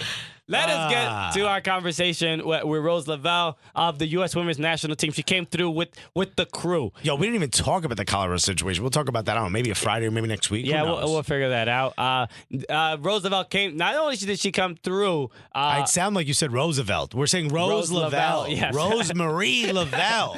So or is it Rosemary? Who knows? I think it's Rosemary. It might be. Yeah. Rosemary Lavelle. But she came through with a big old entourage. Migos crew, level entourage. Bro, I was like, yo, who is it? All these your bodyguards? Yeah, dog. You had a bunch of women and one of them, an Olympian, just hanging out with you. Is that how you roll, Rose? Okay. You would just roll around with some Olympians? She sounds like, you know, some like a West Coast rapper coming to the East Coast being like, I got to protect myself. I got to bring the crew. Because I don't know who's out here. All right? So tuck your chain because I'm bringing a whole gang with me. She came with solid crew. So many. I mean, there must have been 12 people with her. Legitimately, it was a full audience who thought they were supposed to be quiet during our show. Straight up intimidating. This is our first player that's like about to go to World Cup, like who's currently on the women's national team, right? And comes to our studio, and I'm like, yo, there's a lot of people. Like it made us a little intimidated. We're absolutely. Exactly. We don't know what to expect. And almost immediately I insult her favorite food. Just like, right up top. Exactly. But we had a good time talking to her, and we appreciated the fact that she came. Insane. I swear. Look, the fact we started this show about 3 years ago. If you would have told us. In his kitchen. Yeah, in my kitchen. Less mold than his kitchen. Exactly. And the fact, and we have not only like, this not like, it's a U.S. women's national team player, but also like coming through like on one of the busiest times of her life. She's on a media day. And we're a part of it. And we're on that list. We're the first stop. Yo, we're media, dog. High five, dog. Okay? We're the mainstream media. Hell yeah. Okay? Yo, we might even be the gotcha media. Right? And we're here to deliver the libtard philosophy. Absolutely. No red hats. Unless you're blood, and then I'm comfortable around you. Anyway, but insane. So we are insanely grateful that she came through. Let's get right to it. This is our conversation with Rose Lavelle of the U.S. Go ahead. Of the U.S. Women's National Team. After this. Everybody, thank you so much for listening to the episode. We're going to get right to the interview with Rose Lavelle. But first, let me tell you about a little something we're doing. All right, we're doing a little stand-up comedy out in Connecticut. Okay, I'm going to be headlining Fairfield Comedy Club. And they said, Alexis, you want to headline Fairfield Comedy Club? And I was like, I would love to headline Fairfield Comedy Club so long as I get to bring the homie with me. Okay. And they're like, yo, who's the homie? Rose Lavelle? And I was like, it's Christian Polanco. That's right. So I'm going to be there opening for Alexis Guerreros. That's right. So come out to the Fairfield Comedy Club. That's going to be Friday, May 3rd at 9 p.m. Yeah, that's right. And guess what? Because we love our peoples. If you're a Gully Squad member and you want to go to this show, I only have so many comps, so you got to hit us up. Yo, if you're a Gully Squad member, you want to come to this show, Fairfield Comedy Club on 417 Post Road, Fairfield, Connecticut, 06824. You let me know you're a Gully Squad member. You let Christian know you're a Gully Squad member. You let one of us know you're a Gully Squad member. You're getting in for freezy. Exactly. So we'll take care of you. If you're not a Gully Squad member, just want to go to the show, just go to fairfieldcomedyclub.com and you can buy tickets right there. Alexis's big old face is right on the front page. I look very unsure as to whether I'm happy to be taking that photo or not, but trust me, very happy. This is Alexis, 50 pounds ago. Oh, this is at the peak of my weight. So, yeah, I need new headshots. But I'll tell you this, we're going to have a blast at Fairfield Comedy Club. It's not going to exactly be all soccer jokes, but we're going to sneak some in there. Exactly. Okay? We got to slide it in. With some sleeper cell soccer jokes. Oh, yeah. Just when you would least expect it. Boom. Soccer jokes. Oh, boy. Rather insensitive, but you get what we were saying. Exactly. Fairfield Comedy Club. Thank you so much, Emilio, and the whole team out in New York Comedy Club that own Fairfield Comedy Club. Fairfield Comedy Club, absolutely awesome place. I believe it's BYO as well. So that's kind of dope. You bring your own. Check out the website. Go to fairfieldcomedyclub.com. Great. If you're not sure exactly where it is, 417 Post Road, Fairfield, Connecticut, 06824. May 3rd, Friday night, 9 p.m. Come through. Yeah, baby! Hello! Wow, this is really early for me to be doing this. I feel like you're too loud. Yeah. I'm going to wake up the neighbors who, I don't know, should be at work already. I like how we're saying this is too early for us, and this is literally the time 99% of the world starts working. Exactly. But no, we haven't been this up since before we started doing stand-up comedy. Yeah, no, I should not be up this early. Oh no, we were actually up this early on Saturday because we were at NY Fest. Oh, that's right. Yeah. I was mentally checked out. Yeah, but no, well, we're so excited to be here. Imagine we just kept talking. We never introduced our guest. That's like the bit of the show. That's the podcast, baby. We're insanely thrilled because not only is it early, and I'm really just proud of myself for being up this early. We did it, buddy. We did it. But shouts to us. Yeah, shouts to us. We're amazing. But we are here with a U.S. Women's National Team player, an absolute star. Going to the World Cup, we're honored. We cannot believe she's here. Please, Alexis, introduce our guest today. Look, you clicked on the video, you clicked on the podcast, so you already know who it is. Absolutely incredible. U.S. Women's National Team, Washington Spirit, NWSL's own Rose Lavelle, everybody. Hello, Rose. Hi. Yeah. Rose, we usually ask when players are on the show for the first time, or most soccer players are not often on like comedy shows or comedy podcasts. What's your connection or interest in comedy? Do you have any favorite stand-up comedians? Is there anything, any favorite comedy podcast? Are you excited to be here? That's better. Have you heard of comedy? I've heard of comedy. Good. My favorite stand-up comedian is, I don't know many. Okay. But I would say, besides us, besides you guys, you're really putting a lot of tension in the room here. Michael Scott. Michael Scott. So the fake character, the fake character of Steve Carell. Yeah. From The Office. All right, well, we've got work to do. Okay, yeah. So, as comedians. Have you ever met stand-up comedians before? No. Okay. All right. Well, there you go. First You time should for be everything. honored. All right. So, this is exciting. All right. So now, a little bit of pressure because obviously, if this doesn't go well, you'll probably never go to a stand-up comedy show or anything like that. Yeah. So Rose, thank you so much for being here. There's a lot going on, right? We'll talk about why there's tape on the table. It's not just because it's a shoddy made table. There's actual, for those listening, there's like performance tape, but we'll talk about it in a second. But you are here. You're in New York. Why are you in New York? Let's ask that to start. I'm just here for a little media day. Okay. Some fun. Yeah, Very yeah. cool. Yeah. And this is the first stop on the tour. This is the first stop on the tour. Okay. Starting out with a banger. Yeah, there you go. Yeah. I like that. I mean, isolate that audio. it's going to be pretty much downhill after this. Yeah. I assume. know. Yeah. You're going to get asked the same 13 questions over and over and over again. How did it feel to score that goal? How does it feel to play? But yeah, and you did. So we usually are not filled with like an audience, but you came here with a crew. Yeah, you've got an entourage. Yeah, so Yeah. this is, I mean, it's media day, but the whole media department is here. Yeah. Just a bunch of dangerous looking people with you. I mean, Some just influential people in soccer out here. Is this generally like a good experience to do these kinds of things? Is this the first time you're doing these something this kind of to this scale? yeah, because when you were a kid and you're like, oh, I want to be a professional soccer player. I can't wait to travel around and talk to people on microphone.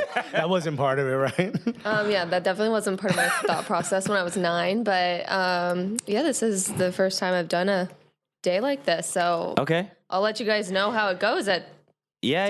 p.m. when it's all over. Update us, yo. Yeah, you guys will be up.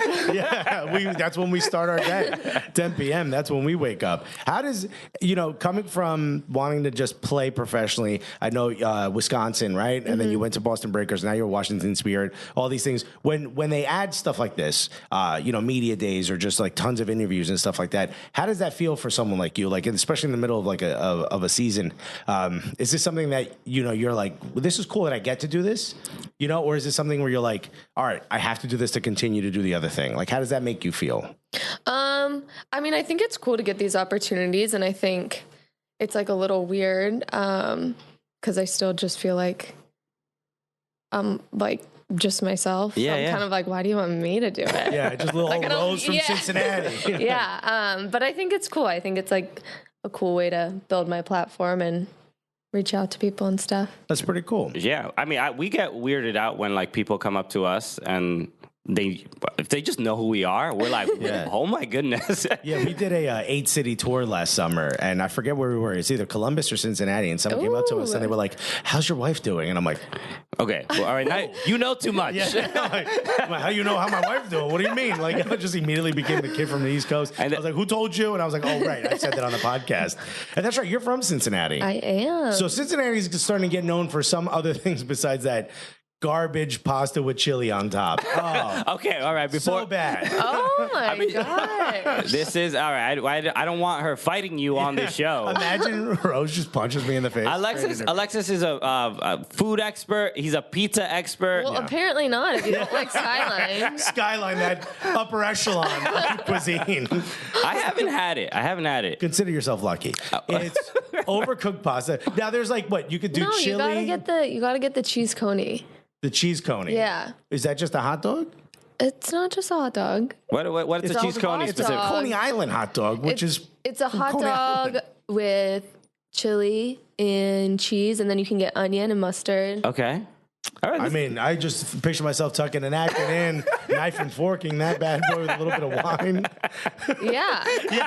Rose is like, yeah, well, welcome to Cincinnati. Yeah, Alexis is very capable. He knows a lot more about food than I do, obviously. But the main thing is like you can clearly find like there's a real connection between a person's culture and upbringing and the food that they had, and Alexis doesn't care about that at all. Not right? at all. So I take your memories and I throw them out the window and I give you my opinion. But like soccer has just become massive all of a sudden in Cincinnati. It may have always been, but we certainly didn't recognize it.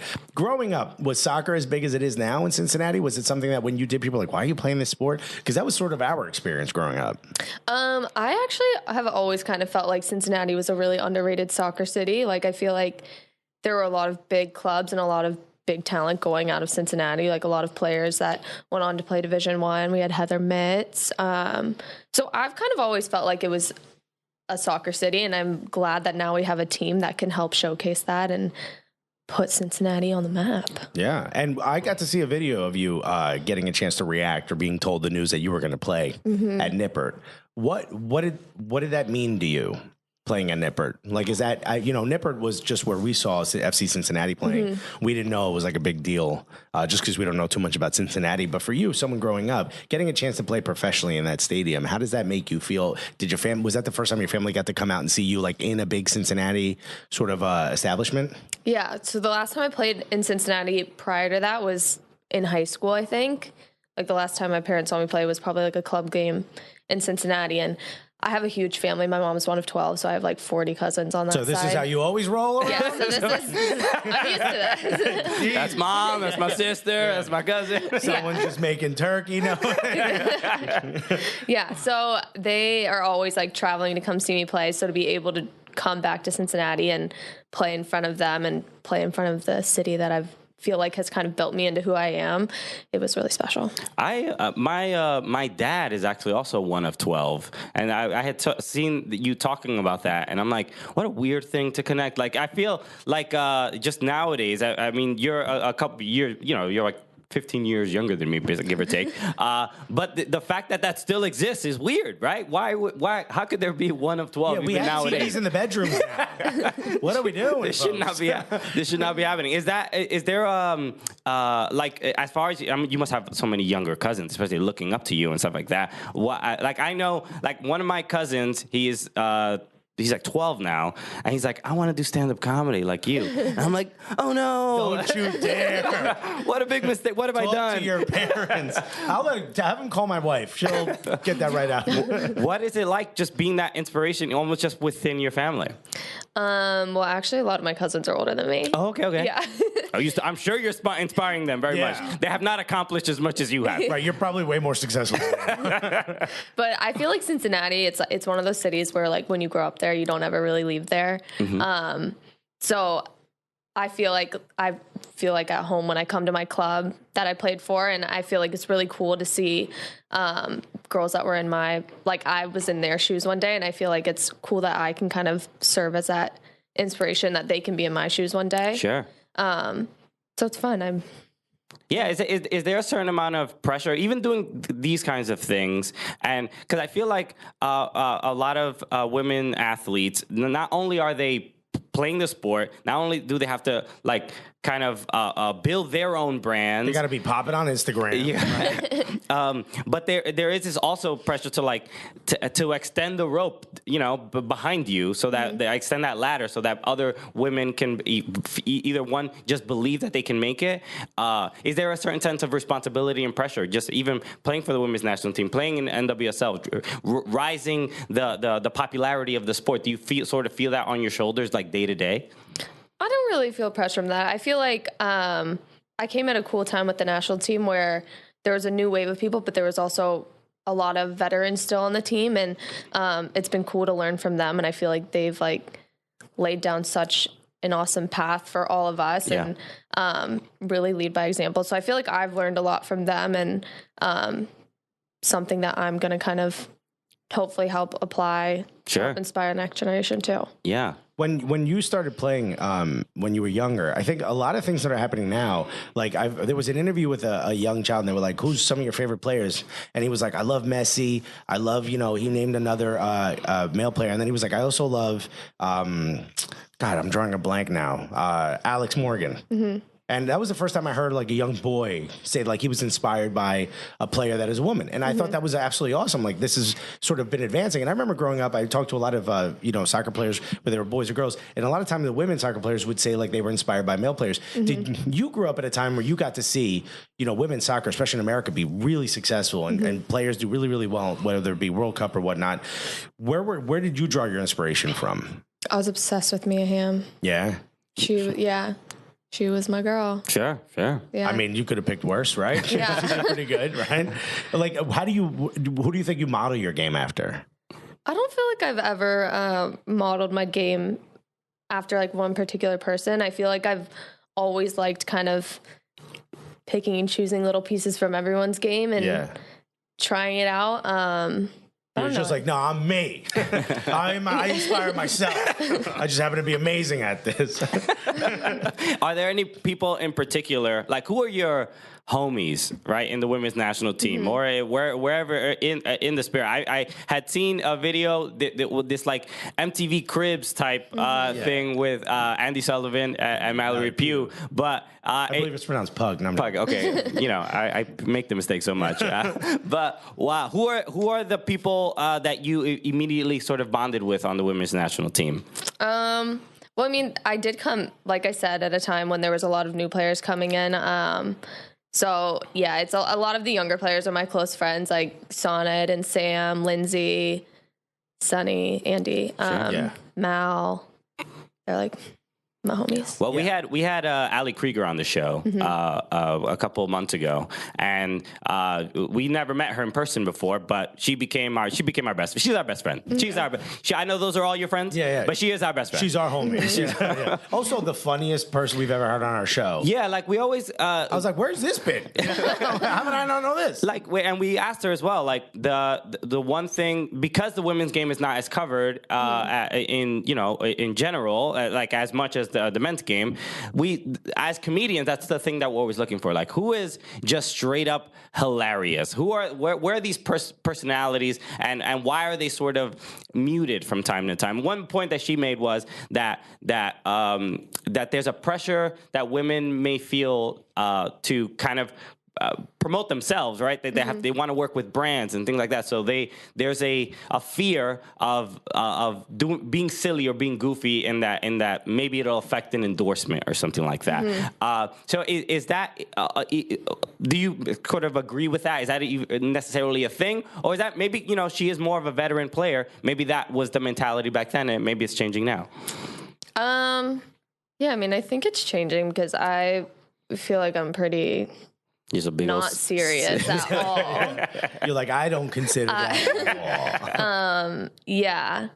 So I don't feel that way. And I kind of feel like brands want you because of your personality and who you are. So I don't really feel like I hold back in that sense. All right, good. But I mean, she's been around longer than me. So maybe times have changed. Who knows? I mean, back in the 1800s, Ali Krieger started playing soccer. Those pterodactyls flying overhead, taking the soccer balls out of the air. The women's game is getting so much more respect. It's getting so much more. Like, I love the fact that now people are like getting called out for saying it's the Women's World Cup. It's like, nah, son, it's a World Cup. Maybe they're not saying it that way. Maybe that's just the way I'm saying it. No, that's how Rose says it. She goes, nah, son, it's just a World Cup. Have some respect, my guy. How does that feel now? Like, you've sort of come at like this weird turn for sports in America, where like the women's game is getting so much more respect. You're getting a chance to sort of just be like, nah, I'm a soccer player. I'm not a woman's soccer player. I'm just a soccer player. That's got to feel good, because when you started, it wasn't necessarily like that. Yeah, definitely. I feel like it's cool too, seeing like so many other countries are evolving, and like we played Spain in January, and I don't think we've played them before, and they were incredible. And I feel like there's now like this World Cup, I feel like it's really up for grabs, because there's so many countries that can compete at the high level with like the top teams. And I feel like you're seeing more and more, like, even just club games across the world, like, drawing thousands of people, and it's fun, it's exciting, and I think after the World Cup, it's going to be even bigger. Yeah, the matches for the She Believes Cup weren't that great for the U.S., but as far as looking forward, right? Because before that, you guys were on an incredible streak and were incredibly dominant, and I think something happens, right? When these tournaments happen and you face some newer teams, it's like, oh, you sort of reset and you realize that, like, oh, they've been practicing a little bit. So like, did they get their own Title IX? What's going on out there? Yeah. This is not fair. I do not allow it. No, hold up, we win. But dealing with that adversity, how does that make you feel about going into the World Cup coming up? Yeah, I mean, we had a really good year last year, and it was awesome. Winning's fun, but I don't really want to go into a World Cup undefeated. I think you learn a lot more from your losses, and I think that's been the case this year. I feel like we've learned a lot during those games about ourselves. That's going to help us in the World Cup more so than the games that we win, 3-0, 4-0. So, I mean, it's not fun not getting the result you want, but I think it makes us better because of it.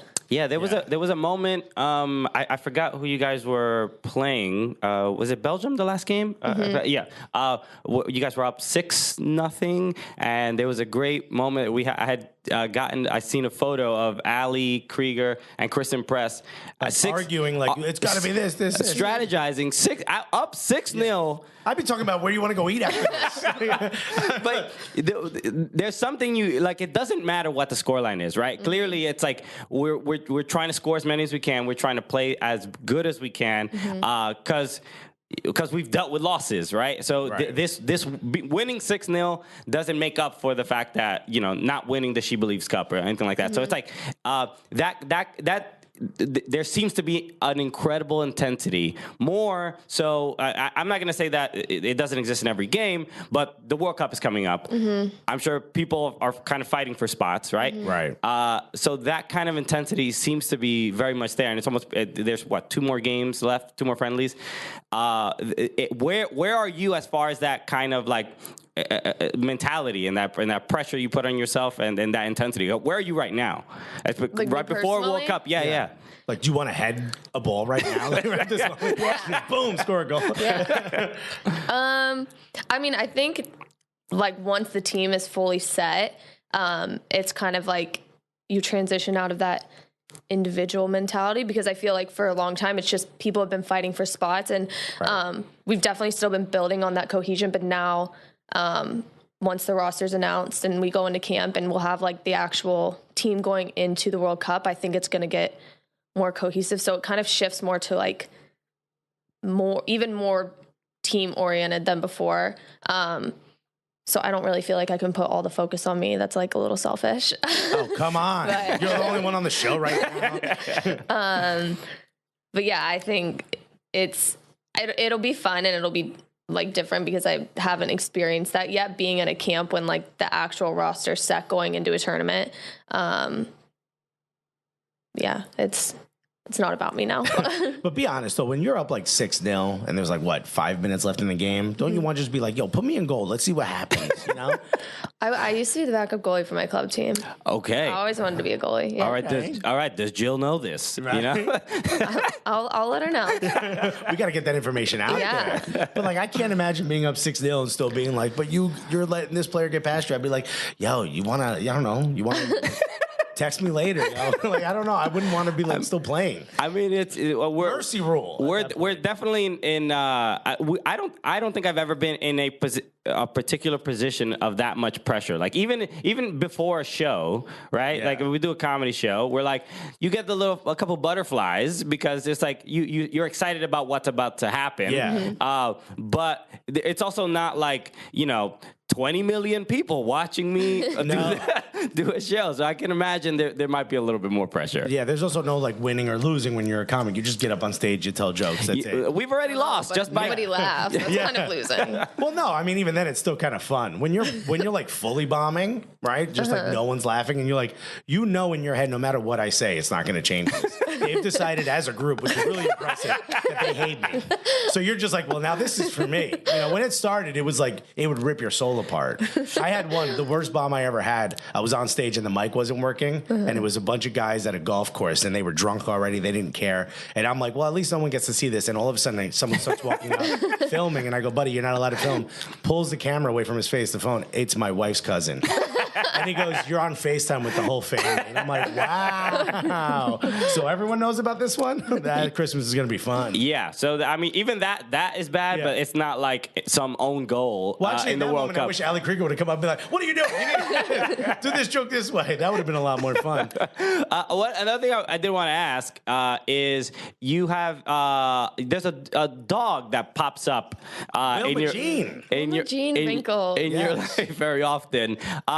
You are very public about your love for your dog and love for dogs in general. You know, I've never had a pet before. Crazy. My parents didn't allow it. Yeah. And same here. Yeah. So exactly. That face makes total sense. You made the same face when he talked about the Skyline Chili. I'm disgusted. What is the dog has an Instagram account, right? She does. She does. At Okay. Wilma Jean Wrinkles? Very nice. Okay. Now, you don't have the dog with you in Washington? No. Oh, so they're back in Boston or? Cincinnati. Cincinnati. Okay. And You allow the dog to eat the pasta with the chili on top. Yeah. No, you don't. Yeah, she'll Those lick the dogs are bowl when they're done. No, yeah, stop. and Come she on, gets those- this little like chili beard. Those dogs, chili beard, I've never heard. Yeah. And I want one now. Those dogs are famous for like having like human-sized poops. I can imagine what it's like after a Skyline chili. No comment from Rose. I don't really go out and expect it. But Okay. Yeah, but you're required to pick it up. Okay. Especially in New York. So tell us about the dog a little bit. Just and running a dog Instagram account. Do you handle it or someone else does? Does the dog do it himself or herself? her PR does it. Okay. My mom. Oh, so your mom handles it. Yeah. Okay. Cool. PR puppy reporter? Yeah. Not bad. Yeah. All right. Is Tough crowd to make laugh. I'm not going to lie to you. do you have any input in what gets posted or anything like that? Yeah, it's definitely a group effort. All right. Wilma gets the final say, obviously. Obviously, you know. She just paused. Yeah. Yeah. Is there That's what made you laugh. is there a puppy Tinder or? Okay, so cool. So there's like there's a group effort, kind of building the Wilma's brand. And for those of you who don't know, it's just a huge English bulldog, right? It's an English bulldog. She's actually very petite. Very petite. I'm so Yeah. sorry. I guess when you hold her, she seems like Alexis, a much larger- you do not talk about a woman's weight. Yeah. Do not do I that. should have known. No. I was going to ask how old she is, but I know better. Still 27. Very cool. Okay, so that's fun. Maybe it's a little bit of a break from the pressures of the game and stuff like that to focus on the dog. I don't know. Again, I've never had a pet. I think I'm gonna be the first to have to start a dog Instagram account before I have a dog. Without a dog? Yeah, I think that might be my Take a move. picture of other people's dogs. We'll just repost all of Wilma Jean's stuff. Yeah, get those likes up. Yeah. What made you want to start an Instagram for your dog, or was this your mother? No, it wasn't my mom. We had a pug before her. Okay. And We don't talk about the pug. no, Duchess was great. Duchess Walter Hobbs, that was her name. I'm just gonna fix your mic for you while you talk. Go ahead. And she had a Twitter. Okay, Then Wilma came around and Instagram became more popular. nice. So Wilma got an Instagram. Oh Okay. man. Yeah. Did you have a cat that had MySpace like way back in the day when you were a kid? Cat people. We are not cat people. You reacted to cat the way you reacted to finding out I didn't like pasta or with chili on top, and he never had a pet. The other thing was I had asked briefly, living with Mallory and Andy. Do you still live with them? I do. Okay, so The this video was like 2 weeks into this whole, and you guys were like, "This is going to be great. How are we doing now?" Yeah. So the layout of our like furniture and all that hasn't changed. Okay. It's literally So it still looks like a dorm. Yeah. yeah, it's like empty. We actually did just get a carpet this week, but Very so there's nice. like a couch, a carpet, and a TV. Oh, And that's- they grow up so fast. It did have a bit of a sleeper cell type of feel in the video. Yeah. My mom had gotten me some like patio furniture. We have a little like deck. And that has stayed indoors as our kitchen table. Very nice. So it's just like really shambly, but it's great because we all love it. Yeah. Okay. And nobody wants to change it. So it's great. There's no pressure or anything. All right. That's great. Yeah. It seems like a fun bunch. I don't know. That's probably the best way to put it. Yeah. Also chill. It's not like one person just like, Yeah, no one guitaring on the couch while you're trying to watch a movie. You know what I mean? Yeah. Yeah, based on and look, I don't know the three of you like too well individually, but I feel like together I feel like there's a reasonable balance like based on like Andy seems like the responsible one, but I could be wrong. I don't know. Everyone says that. She is. Yeah. She is. Saying just keeping the other two in check. She's the one who does like the garbage list. Yeah. She's like, guys, it's been me the last 7 times. He's like, Also found out you're a bit of a hip hop fan. It said in that video that you guys like to learn rap lyrics together. Or do you make your own? You got your own bars? No, there was just one song we wanted to learn all the lyrics to. Oh, okay. Sometimes we make dances. Okay. We've been a little lazy the past couple months, so. Yeah. Well, yeah. I mean, Yeah. you're So exercising nothing new is dropping. There's just a anytime World soon. Cup coming up, but I've been really lazy with my rap lyrics. Yeah. Guys, take some time aside to just drop some Really, bars. Rose, you really should focus on really getting your bars right. Honestly, where's your mind at, Rose? I know you have this like little competition coming up. But what about hip hop? I mean, there's 40 people here that really want to make sure you have a really great rap career. Now, part of the reason why you're doing this whole media day is not just because you're amazing and you're going to be in the World Cup. You've also got these dope partnerships. We've got this athletic tape that we mentioned before, which I see this all the time. Like when I'm watching TV, there's just people wrapped up in this tape, and I'm like, what does that even do? It's just for style. I'm like, these people got cuts. I'm like, what exactly is this? And you get to be on the cover of tape. Like, every I don't know what your retail partners are, so I'm not going to suggest the name of an athletic store, but you're going to be dangling in front of kids and stuff. Yeah. It's a weird way to put it, but It's a very weird way to put it. But KT tape, tell us a little bit about it. So I actually use it on my hamstring. I had a hamstring injury in 2017 that carried into 2018, longer than I would have liked. So I just put a little strip on my hamstring every game, and it kind of, I had a PT tell me that it helps keep your muscle warmed up, and I'm like, say no more. All right, Doc. I'm not taking any risks. So I really like it. I feel like it gives me a little extra confidence and support when I'm playing, and helps me take my mind off my injury and let me focus on You know the most soccer. impressive thing about this tape, besides all the medical benefits to it, is the fact that every athlete I see wearing it is just wild sweaty, and it's still on. I'm like, how is that even possible? Duct tape is falling off of something I put on 2 days ago, and you guys are just covered in sweat, and this tape somehow magically stays on. Yeah, it does stay on really well. I don't know how, but You ever it put does. designs with the tape? Put a little message, like an F on the left leg, a U on the right leg. all the time. Yeah. All the opposite team is like, oh, I see what Rose is doing. Yeah, because you ran past them. Damn. That's a double burn. Yeah, all the time usually. Yeah. Okay, cool. That's dope. And what's up with this? What is this? This is a head wrap? What is this? What is this? Is Put it on. It's a Christian. headband. Put It's it a on. head- it's a headband. This is for American the Women's flag. Sports Foundation. Women's Sports Foundation. Is this? I'm just gonna put it on. Is this? Yeah. Is this something people could buy? Yeah. Is it? Yeah. I don't know. We're asking the crowd. Yeah. How do I look? Well, Good. Rose, why don't you tell us why it's on the table? So KT Tape just partnered with the Women's Sports Foundation. Okay. And it's really cool. It's about giving opportunities to girls all over to play sports. Not everyone has the same opportunity. And I think right now in a very male-dominated world, it's exciting for KT Tape to be partnering with a brand like this. Awesome. Yeah, this feels great. I mean, I feel like I can, if I had a lot more hair and a ponytail, I can keep it in line. For some reason, you look like you're like in an '80s boxing montage. It actually looks pretty good. It doesn't look bad. Okay, you know what? This might be my new look forever. Yeah, I don't know what to tell you. I don't know if you Christian the Riveter. You know? Oh, let's do it. Yeah, this is great. Rose, thank you so much for being here and talking to us. Wait, hold on. Where can people follow you? And just as importantly, where can people follow your dog?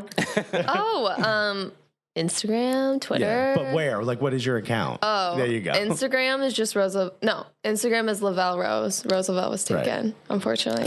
By who? By some other Rose Lavelle. You know what you do? You mark them inappropriate. You just keep doing that. That's a great idea. Yeah. Every day I'll go back and do that. It's like calling it a bomb threat, but for Instagram. It's everything. Okay. All right. We're building the brand, guys. We're going to get your name back. So it's Lavelle. Yeah. Yes. Rose. Yeah. I was trying to get you to say it. But you're like, no, wow, I'm testing you. Yeah. You're like very, I would be like, I would be wearing that on my forehead at all times. Well, Rose, this has been an absolute honor. I hope you had a good time talking to us and meeting your first stand-up comedians. And I'm sure this was an honor for you. This was an honor for us. Clearly, this was obviously a huge opportunity for you. Yeah. But no, this means the world, and we wish you the best going forward. But this isn't our last interview because when you win the World Cup, you're bringing it back here, right? You're bringing it. Yeah, sure. Bring it right here. Okay, Yeah. you already told the whole crew. Right. Everybody knows. So schedule it. But which one of the 38 of you does her schedule? Put that down. But we wish you the best at the World Cup and for the rest of the NWSL season. It's been an absolute honor. You're a hero to us and to a lot of other people. So we really appreciate you taking the time to come out here. Well, thanks. Thanks for having me. Damn, Rose Lavelle. Yo, Rose Lavelle coming through. I'm so awesome. Women's national team players. That's right. About to literally like making the stop before the World Cup. So that's this is out. This goes open invitation to all women's national team. It's about time we get some more ballers up in here. Yeah. We don't want no losers for the men's national team. We want some real ass winners. Get on here. And we'll give you some good luck. Okay. For the World Cup, bro. Yeah, man. So that was so awesome. So thank you again, Rose Lavelle. Thank you to her team, the whole squad. The whole squad. Gang showed up. They were doing gang signs, I think. Hell yeah. Although that gang is more like the can I speak to your manager? A lot of white women. But it was awesome, man. We had an absolute great time. So thank you, Rose. And yeah, who knows? Maybe we'll get. We've been trying to make a larger effort, especially it is a World Cup year. Let's give a lot of these ladies some love and respect and cover a lot of people are like trying to make an effort to like just obviously cover the game because this World Cup is going to be instrumental. In like every World Cup year, in not changing how soccer is viewed, but how the women's game is viewed as well, and to increase the popularity because there's just after those games, the attendance at matches, NWSL matches will go up. Yeah, attendance at MLS matches will go up. Things like that. And just so you know, there was a team with her. We give respect to whoever comes in. There were certain subjects we were asked to not broach. So don't act like we avoided them on purpose.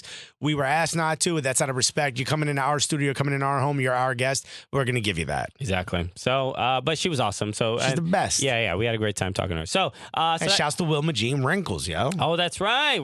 Follow the dog. Wilma Jean Wrinkles. And I say we should add more sounds of Alexis barking on this podcast. We need that's really what's been missing on this show. So thank you again for listening. If you are if this is your first time listening, if you were like, I want to go check out the Rose Lavelle interview, if this is your first time, stick with us. Also, then apology for the first segment. Yeah, apologies for that. I mean, we this whatever. You got a good taste of what our podcast is like. So we talk about proposals sometimes. So we don't get into the studio knowing what we're going to talk about. No. It just and we leave wondering why we talked about it. It's pretty much standard. So thank you again to all those new people who maybe checked us out for the first time. Stick with us. This is a fun podcast. If you are listening to Rose's interview for the first time, we've interviewed other players, women's national team, also in NWSL players. So go back a couple weeks. Make sure you listen to our interview with Ali Krieger, which I just looked up. Ali Krieger episode. That's our most popular episode of this podcast. As it should be. It's the funniest episode with a guest we've ever had. Yeah, it's so funny. So and our quest is not just to talk to women in soccer. It's to be funny. To learn how to talk to women. How do we do it? Hi, my name is Mystery, and this is the Pickup Artist. Oh, boy. Anyway, no, our quest is to be funny and to represent all soccer. Yeah. All of it. And show that there's a humorous side to soccer and to women's soccer, and it should be. I was just going to yell, we don't care what's between your legs. That's probably not a good way to get people to come on the show. So I didn't say it. Okay. All right, that's going on the poster. Yeah. That's how we promote the name the of show. our tour. We don't care what's between your legs, too. So thank you. Or who's between your legs. So we don't care. Check out some of those previous episodes because they're not all specific to a particular games. They're just kind of funny interviews and stuff like that. So please do that. So no, why don't we do this? Why don't we use the outro we did with Rose? Oh, that's right. Yeah. So that's it for us. We'll cut to that now. All right, so There's a certain way we end this show. Okay. And normally we yell Cooligans, and you'll know exactly when to do it. You ready? okay. So with that said, for Rose Lavelle, my name is Christian Polanco, I'm Alexis Guerreros. and together, what are we? The Cooligans! I was supposed to do that, right? You're supposed to yell. Thank you so much. Thank you so much, Rose. Cheers.